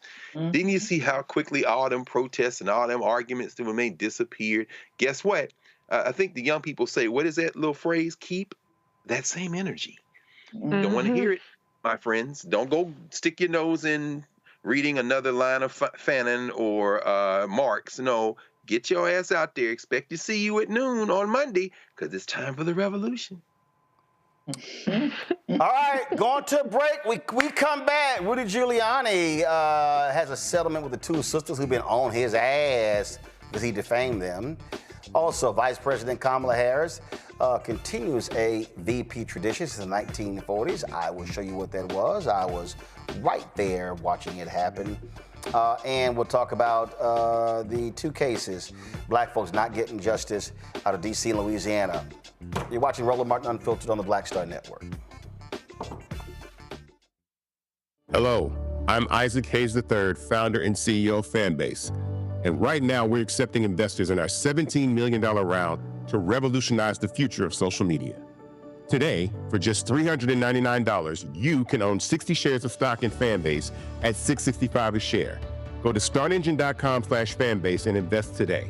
While the big platforms have grown too massive and disconnected from their users, Fanbase is building a platform where creators and users truly come first.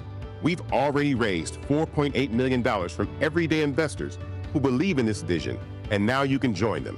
This is your chance to invest in a social media tech company with over 1 million users that is disrupting media by allowing anyone to reach all of their following and monetize their content from day one. The market is changing, big platforms are failing to serve their users, and Fanbase is stepping up to fill the gap. Don't wait until it's too late. Invest now. Invest for yourself and your future. Go to startengine.com/fanbase and own the future of social media. Next on the Black Table with me, Greg Carr. There's a lot of talk about the inevitability of another civil war in this country. But on our next show, we'll talk to a noted author and scholar who says we're actually in the middle of one right now. In fact, Steve Phillips says the first one that started back in 1861, well, it never ended. People carrying the Confederate flag, wearing sweatshirts saying MAGA Civil War, January 6, 2021, stormed the U.S. Capitol, hunted down the country's elected officials, built a gallows for the Vice President of the United States, and to block the peaceful transfer of power within this country. On the next Black Table, here on the Black Star Network. Now streaming on the Black Star Network. I was challenged by my uncle early on, before I even had a career. Like, I was maybe 8 years old, and my uncle said, "What do you want to do?" And I told him I wanted to be a rapper. And he said, "Okay, well, I don't know anything about the music business, so what you should do is learn everything there is to know about the music business, and I'll make sure that you have the resources to push you through." And so I went and bought books, All You Need to Know About the Music Business, hit me in. I just went and bought a bunch of books, just started reading as a 10-year-old, just reading. And so I learned, all things licensing, mechanical rights. I learned about publishing, learned about how composition is broke up into two pieces, the writer's portion and the producer's portion. But by the time I actually learned, I came back and I was ready to okay, I got it. He was going to prison. So I had all this information. All this knowledge. All this knowledge. You like, well, what am I going to do with it now?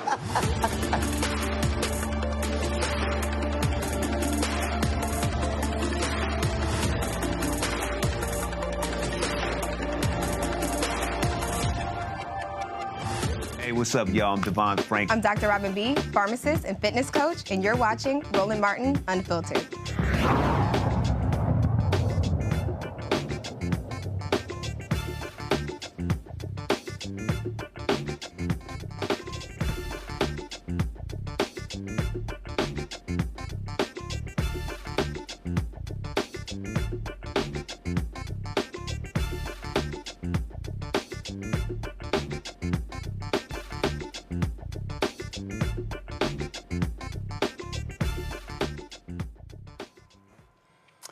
Federal prosecutors announced they are not going to pursue criminal charges against the cops involved in the beating death of Ronald Greene in Louisiana in 2019. Greene was a 49-year-old black man who died following a police chase that spanned a parish in Louisiana, ending in a violent encounter when Louisiana State Police troopers beat him. Now, they lied to his family, saying he died in a car accident.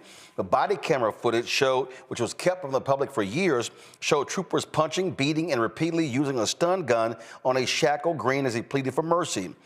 In connection with the state case, the officer who dragged Greene by his ankle shackles pleaded no guilty last year to misdemeanor battery. Another defendant is scheduled to enter a similar plea this week. The Greene family's federal wrongful death lawsuit remains unresolved, having been put on hold while the criminal investigation were underway. Also, no charges will be filed against two Metropolitan D.C. police officers who shot and killed a black man in a McDonald's drive-thru. The U.S. Attorney's Office for D.C. said there was insufficient evidence to pursue federal criminal or civil rights charges in D.C. against the officers who fatally shot 25-year-old Justin Robinson on September 1st. They said that the USAO office, along with the U.S. Attorney's Office, along with D.C. Police's Internal Affairs Division, conducted a comprehensive review of various various forms of evidence, including physical evidence, surveillance video, body-worn camera footage, audio recordings, recordings from nearby cameras, witness statements, autopsy records, and Metropolitan Police Department reports.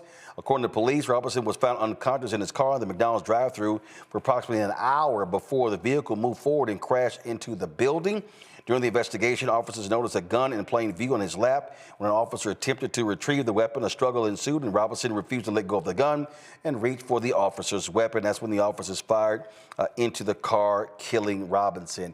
I'm very surprised, Greg, by that Ronald Greene case. The fact that they viciously beat him. They lied to the family saying he died in a car accident. I mean, I'm very surprised they cannot pursue federal civil rights charges against those cops. And then they lied. They obstructed the investigation. They lied to Louisiana State Police. I mean, this was one of the most shocking and most egregious examples of police misconduct. It absolutely was, Roland. Of course, you're absolutely correct. And the obstruction, it seems to me, that like you said, the obstruction charge would be the easier charge to make. It's difficult to really convey how the undermining of civil rights law that took place after the passage of the Civil War amendments during Reconstruction, particularly the 14th Amendment, has been a steady erosion. It isn't that those amendments and legislation pursuing them couldn't be effective. It's that judges have narrowed the meaning. So in these cases, federal civil rights cases, this takes you back past Cruikshank, or coming forward, United States versus Price, which was the so-called Mississippi burning case. The courts have decided you have to prove intent. In other words, you almost have to have somebody saying, I am intending to tase you because you're black. I mean, it is absurd, but that isn't because of the statute. That's because of judges that have interpreted it that way. So again, tying it back to this question of Trump and elections and all, elections matter. The judges are the ones who are interpreting that. That's why finally Department of Justice can say, we're not even going to bring the case. Why? Because we can't meet the threshold of the intent burden. Now, of course, the civil cases go on, and you'll probably see what we've always seen, which is they'll write a check. But that isn't the point. The law has been created. Bad law has been created. Indeed. And I mean, we've had Ronald Greene's mother, Reese, on this show so many times, and I just certainly feel sorry for them because they got no justice from the state now, no justice from the feds. Yeah. It's like you said, Roland, this has been covered so many times. And as a society, and to Dr. Carr's point, through judges, we've decided that we are okay with writing 10, 20, $40 million checks when somebody has been killed by the police every time, as many times as it takes, before we will ever curtail the kind of behavior and implement consequences for that behavior. So when you're wondering why this department ain't funded because we're paying out $100 million in liability lawsuits in this state and that city and this it's because they always want to reserve the right to kill black people with indemnity. And now with Donald Trump being the next president, he's already said that's just going to be the law of the land, is indemnity, period. So we don't even have to have this conversation. We don't have to go through litigation. We don't have to go through these courts. We ain't got to have none of that shit. They can just do whatever the hell they want to do. And maybe that will eliminate having to even have civil judgments in that case. So to whatever extent that has been the implicit bargain, it's about to get a whole lot more explicit now. Niambi. Yeah, I mean, I think this is sort of par for the course. I mean, we've seen this so many times, and I don't have any faith that there will be any authority stepping in anytime soon to defend the lives of black people. Unfortunately, these families and these communities are devastated while, folks are talking about evidence, this, that, and the third. I mean, a man is dead here, right? Too many men and women are dead in cases like this. And in the case where, the officers lied, at the very least, there should be some penalty for that. And yet you see courts, other legal authorities, our federal Department of Justice seeming to walk away from black people when they are most distressed. So while I think many of us are disappointed, none of us are surprised, because this happens to us and our communities routinely. And there seems to be no desire, except for the folks in those communities and our communities, to hold anyone accountable. And it's just unfortunate that these kinds of incidents don't seem to be going anywhere anytime soon. And we will be here, I'm sure, sometime this year having the very same conversation. Let's also talk about another action that the Department of Justice has taken, and that relates to voting rights. They have sued a locale in Tennessee for denying African Americans the right to vote who it is they actually want to vote for. Kind of important. We've seen this happen so many times across the country. And so according to the Department of Justice, what took place was a violation of Section 2. The Fayette County's Board of County Commissioners violated Section 2 during the 2021 redistricting by deliberately rejecting multiple districting proposals that merged black communities to allow black voters to elect a representative of their choice. DOJ officials in the lawsuit say that the rejection ignored the guidelines and recommendations of the commission's redistricting committee and the advice of an attorney it hired for the very process. And so here we are, folks, still fighting these battles. They continue over and over and over again. Let's talk Rudy Giuliani. A settlement has been reached in that particular case. You know, of course, he constantly defamed two black Georgia workers, and so he kept lying. Well, he got hit with a massive judgment, but they reached a settlement on Thursday. The agreement involves the ownership of Giuliani's Florida condominium and 3 World Series rings, which will be used to satisfy a $148 million defamation judgment against him. The settlement eliminates the need for a trial that was set to start this morning, with Giuliani scheduled to be the first witness. However, he did not appear in court. The former Georgia election workers secured the judgment against him, but the settlement terms were not disclosed. And so, listen, he's so scared of getting all his stuff taken. But when you kept opening your mouth and you kept defaming, this is what happens. And here's the thing that's hilarious, Reese. All these idiots did all this stuff to kiss Trump's ass, and Trump don't care about that boy. He ain't trying to help him out. And so this is how dumb they are, Reese. You screw up your life. You get disbarred defending that piece of crap, and he never cared about you. I know. Did he ever pay that invoice? Hell no. Because I could have sworn he wasn't even paying Rudy Giuliani's retainer. He owed Rudy more than $3 million. That's what I thought. But he ain't gonna take Trump to court. You know, don't write a check that your ass can't cash. That's just rule number 1 when it comes to talking. So the fact that he inflicted that damage, that tangible damage on Ruby Moss and Shay Freeman is just, it's so disgusting. And I'm glad that they kept their foot on his neck. I love to see black people being litigious. I love to see it, because they will sue us in the heartbeat and each other. So yes, to see 2 black women being litigious and taking this as far as they need to take it, I don't hope it's something else that's in there, because some rings and a condo, that's cool and all, but didn't they win $100-some million? I want to see him pay up, and I want him to be, for the rest of his life, paying these 2 women what he owes them, because what he did was so uncalled for, so unprovoked, and it needs to send a message that they can't do that again. I don't feel sorry for his lying, dye dripping down his forehead ass Nyambi. And no one should. I mean, because who was feeling bad for Ms. Moss and her mom when this was all happening?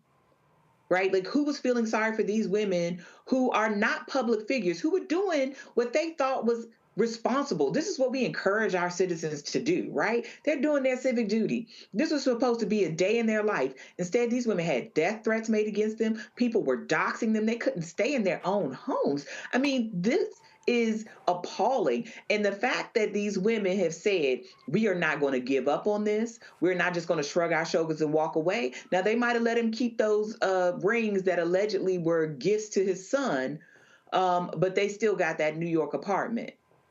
And they still got not everything that's coming to them, but they still got something. And I'm saying that these women didn't ask for this. Rudy Giuliani did this. He had many opportunities to stop.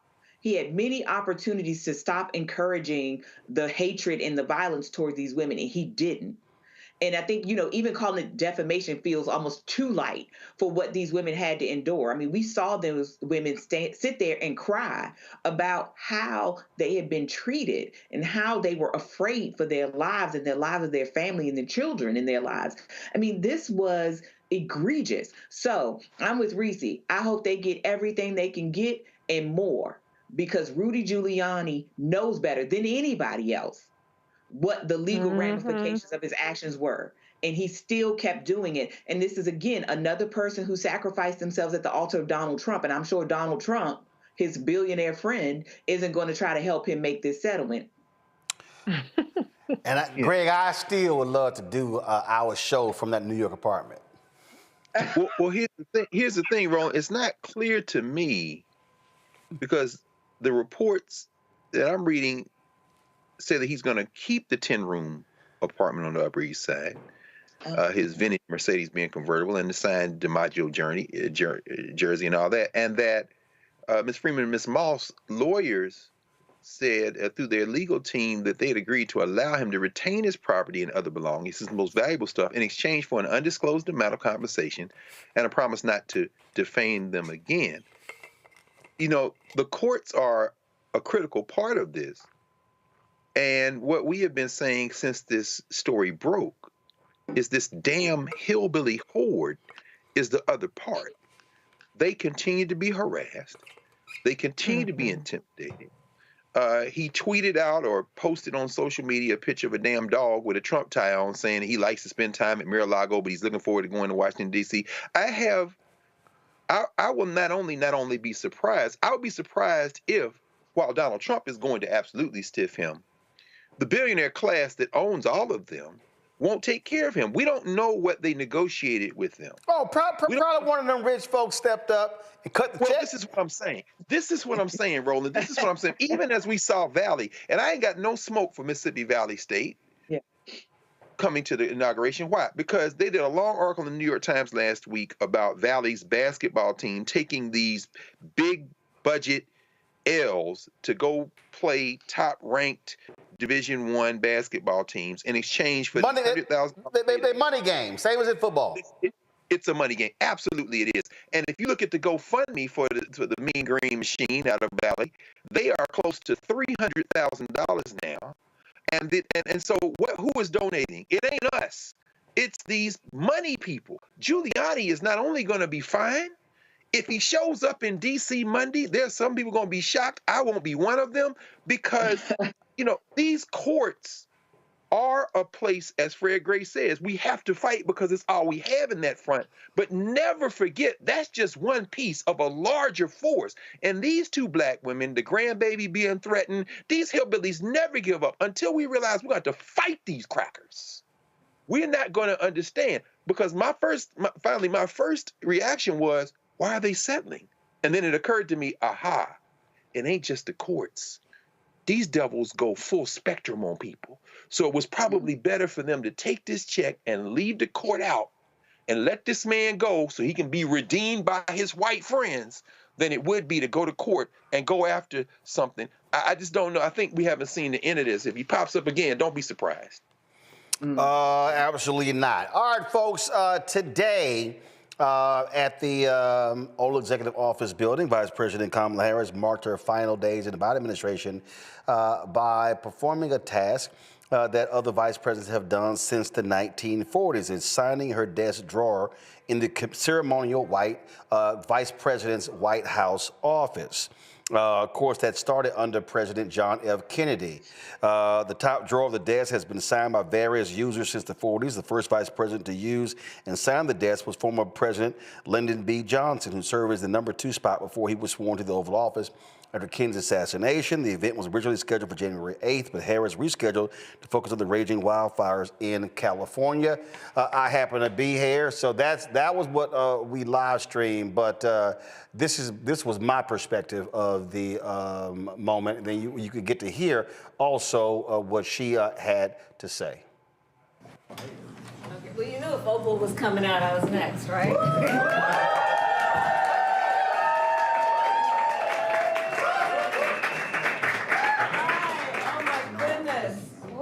Alum from years and years ago and days ago here. And I saw so many of everyone who was here during the holiday parties, but I just have to say again, I am so proud of our team. And this is a team that spans many years of doing extraordinary work on behalf of the people. And as you all have heard me say many times, I am fully aware that I am the public face of a lot of our work. And so I have the benefit of running into people all over our country who thank me. And I will tell you, I am fully aware that when they are thanking me, they are thanking our team for the extraordinary commitment that you each have and as a team have to lifting up the American people, lifting up their condition, lifting up their hopes and dreams, and understanding through it all the nobility of public service.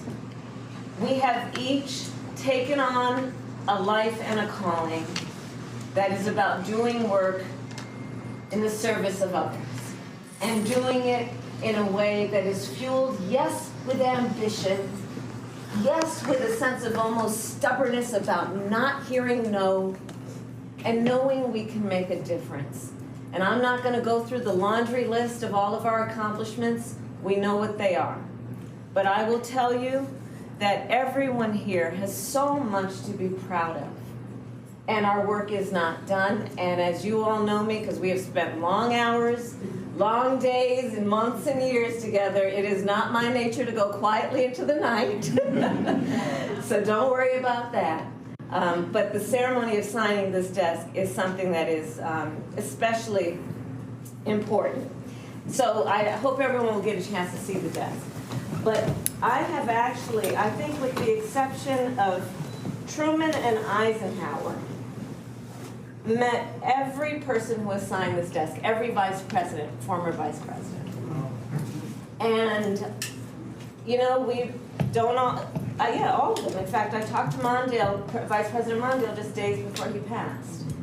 And I will say that although many of us might have disagreed, me and some of the previous vice presidents, on certain matters, policy matters, I think we all probably have shared a very common experience that is a through line as evidenced by the fact that we have this tradition of signing this desk since 1940, I believe. And it is the work of caring about our country. It is the work of understanding we hold these offices in the public trust with the duty and the responsibility to uphold the oath we take, to respect, to defend the Constitution of the United States, to do our work on behalf of the people of the United States. And so I stand in a long tradition as the 49th Vice President of the United States, in a long tradition of vice presidents who have signed this desk, and I do so with great honor and with the knowledge that our work here has mattered, it has meaning, it has impacted people we may never meet, people who may never know our name, but who are ever, forever grateful for the work that you each and we all together have done. So I thank you all, and with that, I'm going to go out and start.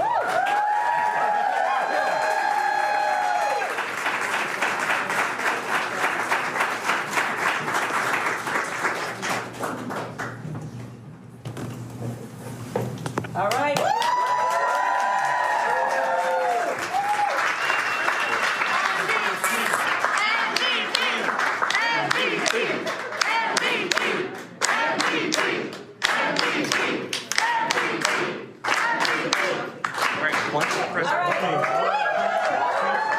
Hold on. So a lot of the folks you saw there were staffers, individuals who had worked for the vice president, folks who had worked for her when she was in the United States Senate.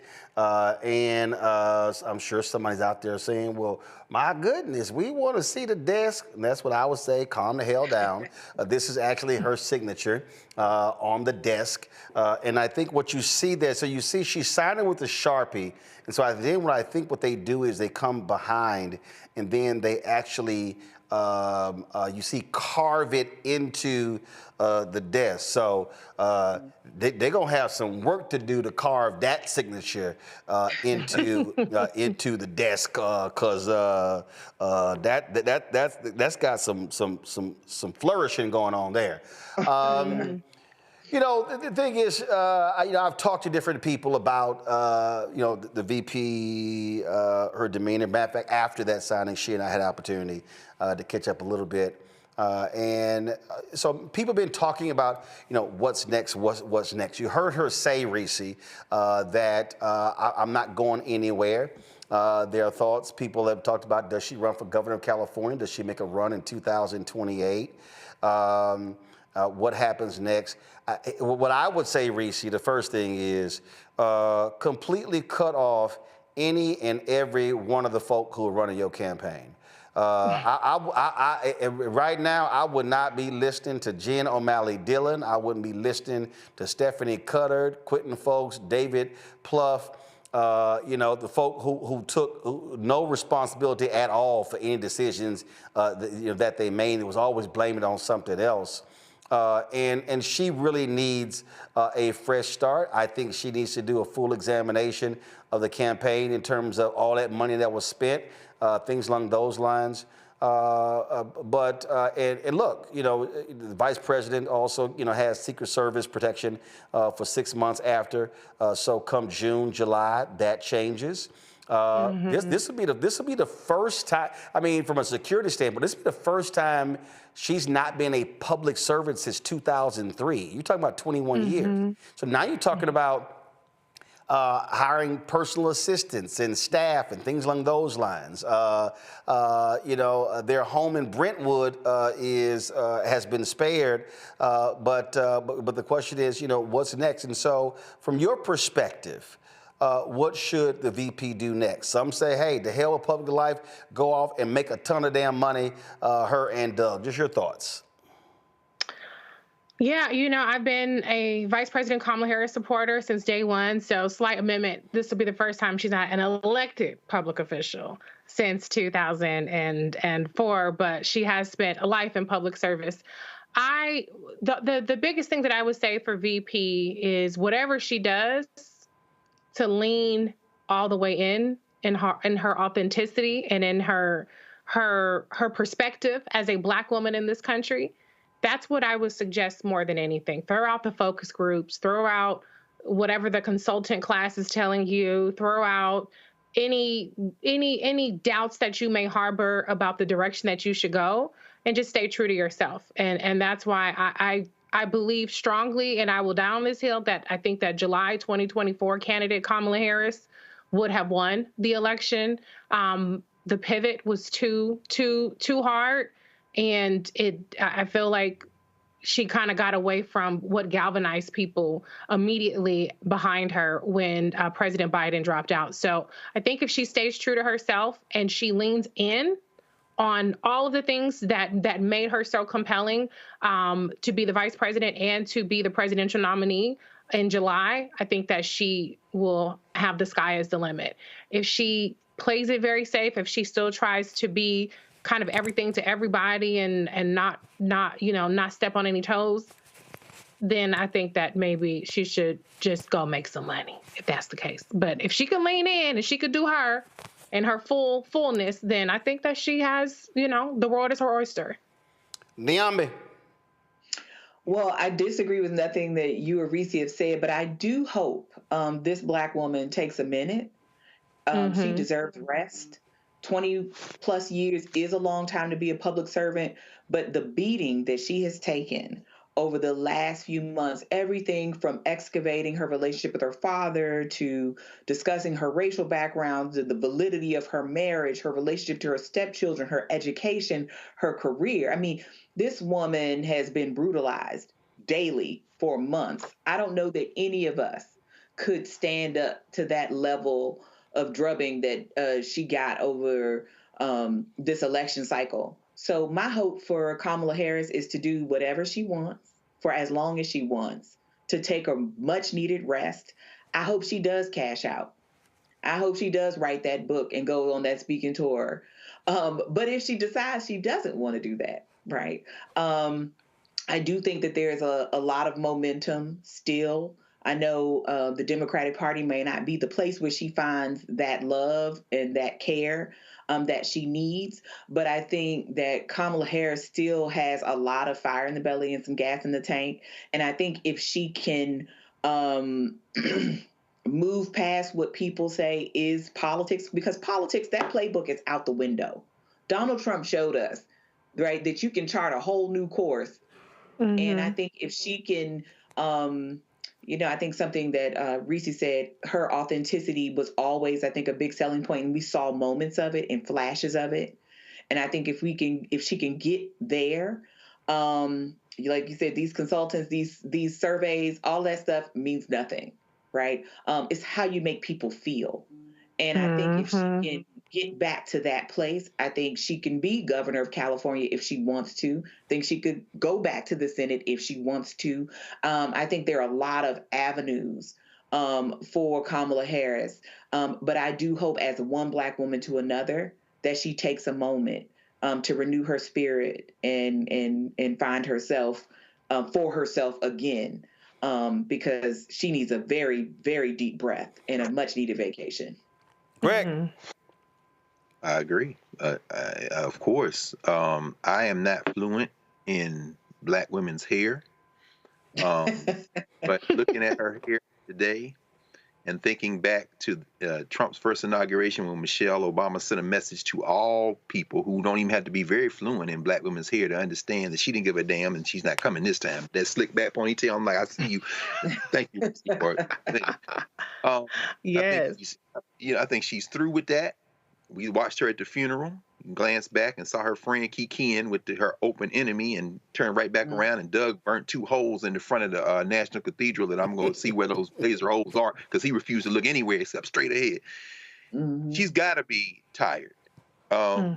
Just a bit of housekeeping. We'll take the bust of Thurgood Marshall that was over her shoulder back. That came from the Howard University School of Law. Madam Vice President, try to get that back to us over the weekend, because I don't trust those hillbillies not to break it when they come in. They have no rules. But I will say this. Kamala Harris is an intriguing figure. The United States has fewer years in front of it than it has behind it. It won't be here in 200 years. So the post-presidency of James Earl Carter will be the most successful post-presidency in the history of this criminal enterprise. I don't think there's any doubt about that. As she was signing that desk, I was reading to my students today from Dexter Scott King's memoir, Growing Up King, where he talks about the day they signed the Martin Luther King holiday into law. George Bush showed the King family that same desk and where he was going to sign. And so there's a lot of history in that room. Kamala Harris stands at a crossroads that really there's no precedent for in American history. As Dr. Carter said, as Nyabi said, Donald Trump is the living evidence that you can't excellence your way into the White House. Hillary Clinton, Secretary of State, you could be the senator. It doesn't matter, because when a white man stands up, gives that primal urge scream, whiteness answers, as John Henry Clark said. You can't be over. I think the governor of California is intriguing.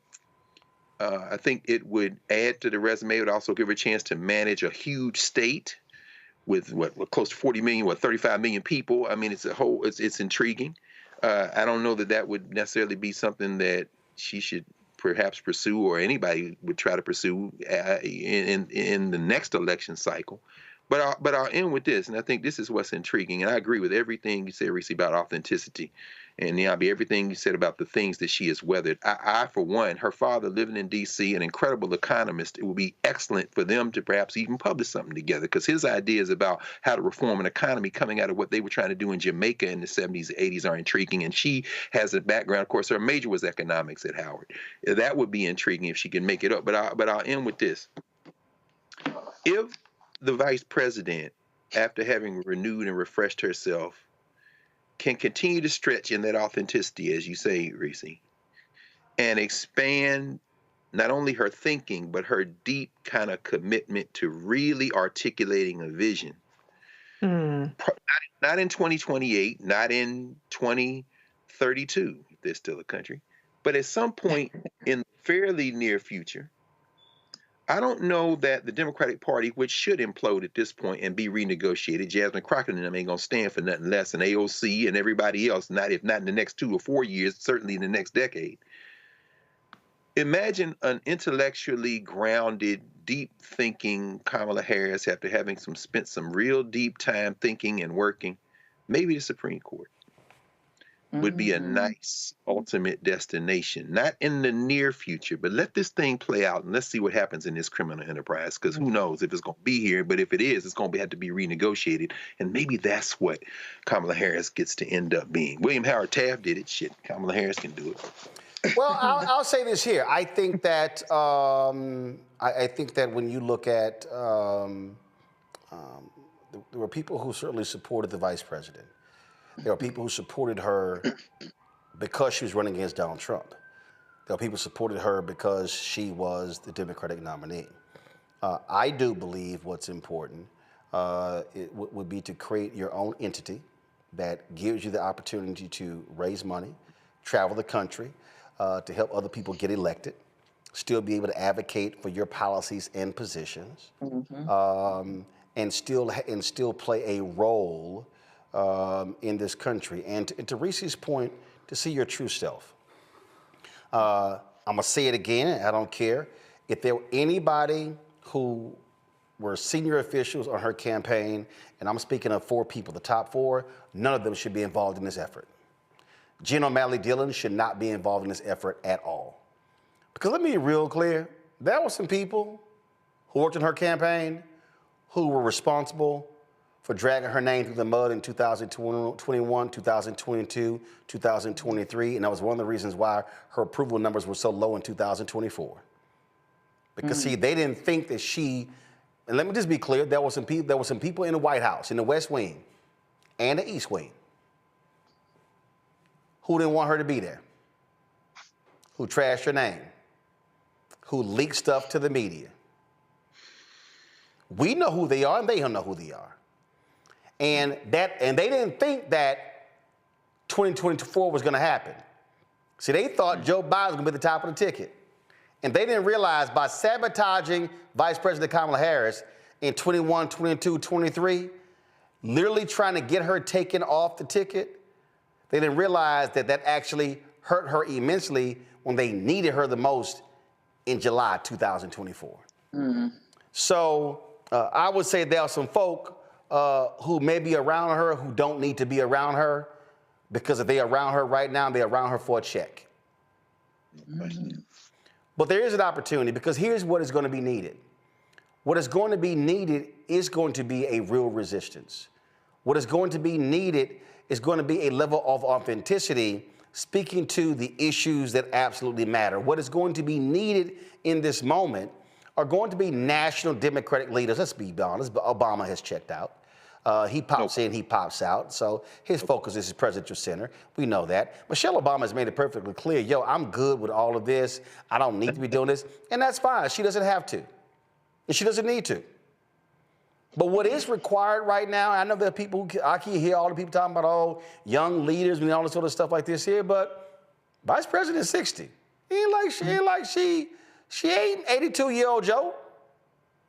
She still has vigor. She still has fight. And that is going to be needed. And let me be real clear. Running for governor, all this drama right now with the wildfires and all sort of stuff, I don't see being the governor of California is a downgrade. Because while she was the first black female vice president and she wanted to be the first female president, she could also become the first black female governor in American history. Yeah. And the reality is, the California economy is the 4th largest in the world. Exactly. And what will be needed in 2027 and 2028 will be governors who are kicking the ass of Trump and Vance. That's right. And so fighters are needed.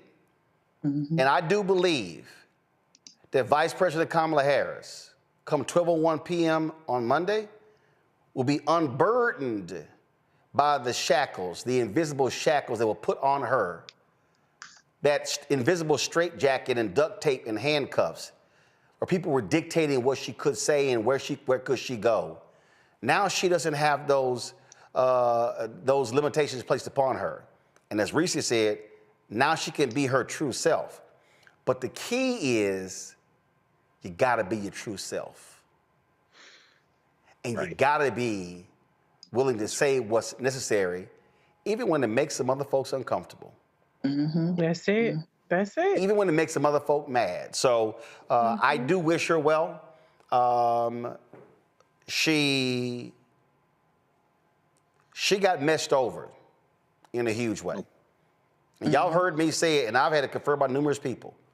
Numerous Democrats, including some who served Joe Biden in the West Wing, did not want her on the ticket in 2024. They undermined her. They sabotaged her. And unbeknownst to them, they didn't realize that old Joe was going to be so feeble and screw the debate up so bad, they needed her. And let's be real clear. Even though Vice President Kamala Harris lost, she saved their asses. She did. She did. She saved their asses. Democrats came within 3 of winning the House. They won critical Senate races. And the electoral margin would have been a hell of a lot larger if she wasn't on the ticket. And I'm telling you, she did her part. But there were some folks who were running her campaign who were absolutely abysmal because they were so arrogant. They never listened to the other people around them who were warning them on what type of campaign to run, and listen to the ground and touch people on the ground. Instead, they'd rather spend millions of dollars on concerts. So, tough loss, but I think there's a serious future for the vice president. Last point here, some of y'all, I saw some of y'all commenting, you were asking. Yesterday I had the Bill Russell hoodie on. Matter of fact, I hate hoodies, actually. I do. I wish they cut that damn hood off. I just don't like hoodies. I don't like all that damn cloth in the back. I just do. Actually, I'll probably just take my hoodies in and just get all of them hoodies just removed and restitched. I just hate them. Just give me a crew neck. I'm good. So the brothers with Eastside Golf, when they were on the show, they actually sent me this. And so you see on the front, it says change. And on the back, you see what it says here on the back. So 1961 was when the PGA Tour lifted their Caucasian-only clause. And so they have a whole line of items. In fact, let me go over here. So I have them up here. I have not worn them on the golf course, but in addition to hats and hoodies and shirts, now just leave the camera right there, y'all. We good. Don't worry about it. They also partnered with Air Jordan for these 1961 golf shoes. Let me see if I can step back into the light.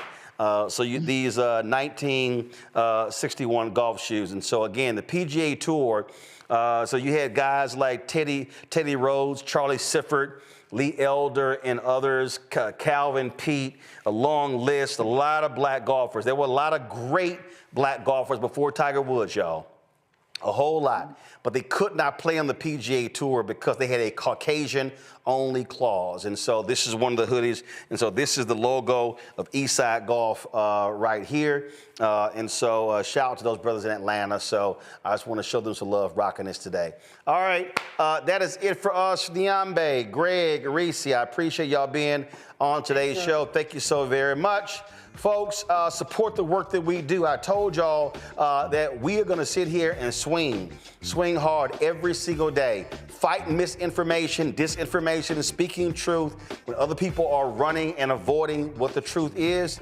And so there will be no bowing down. No, there's not going to be, let's be civilized with them. Let's sit here and hear them out. Hell no.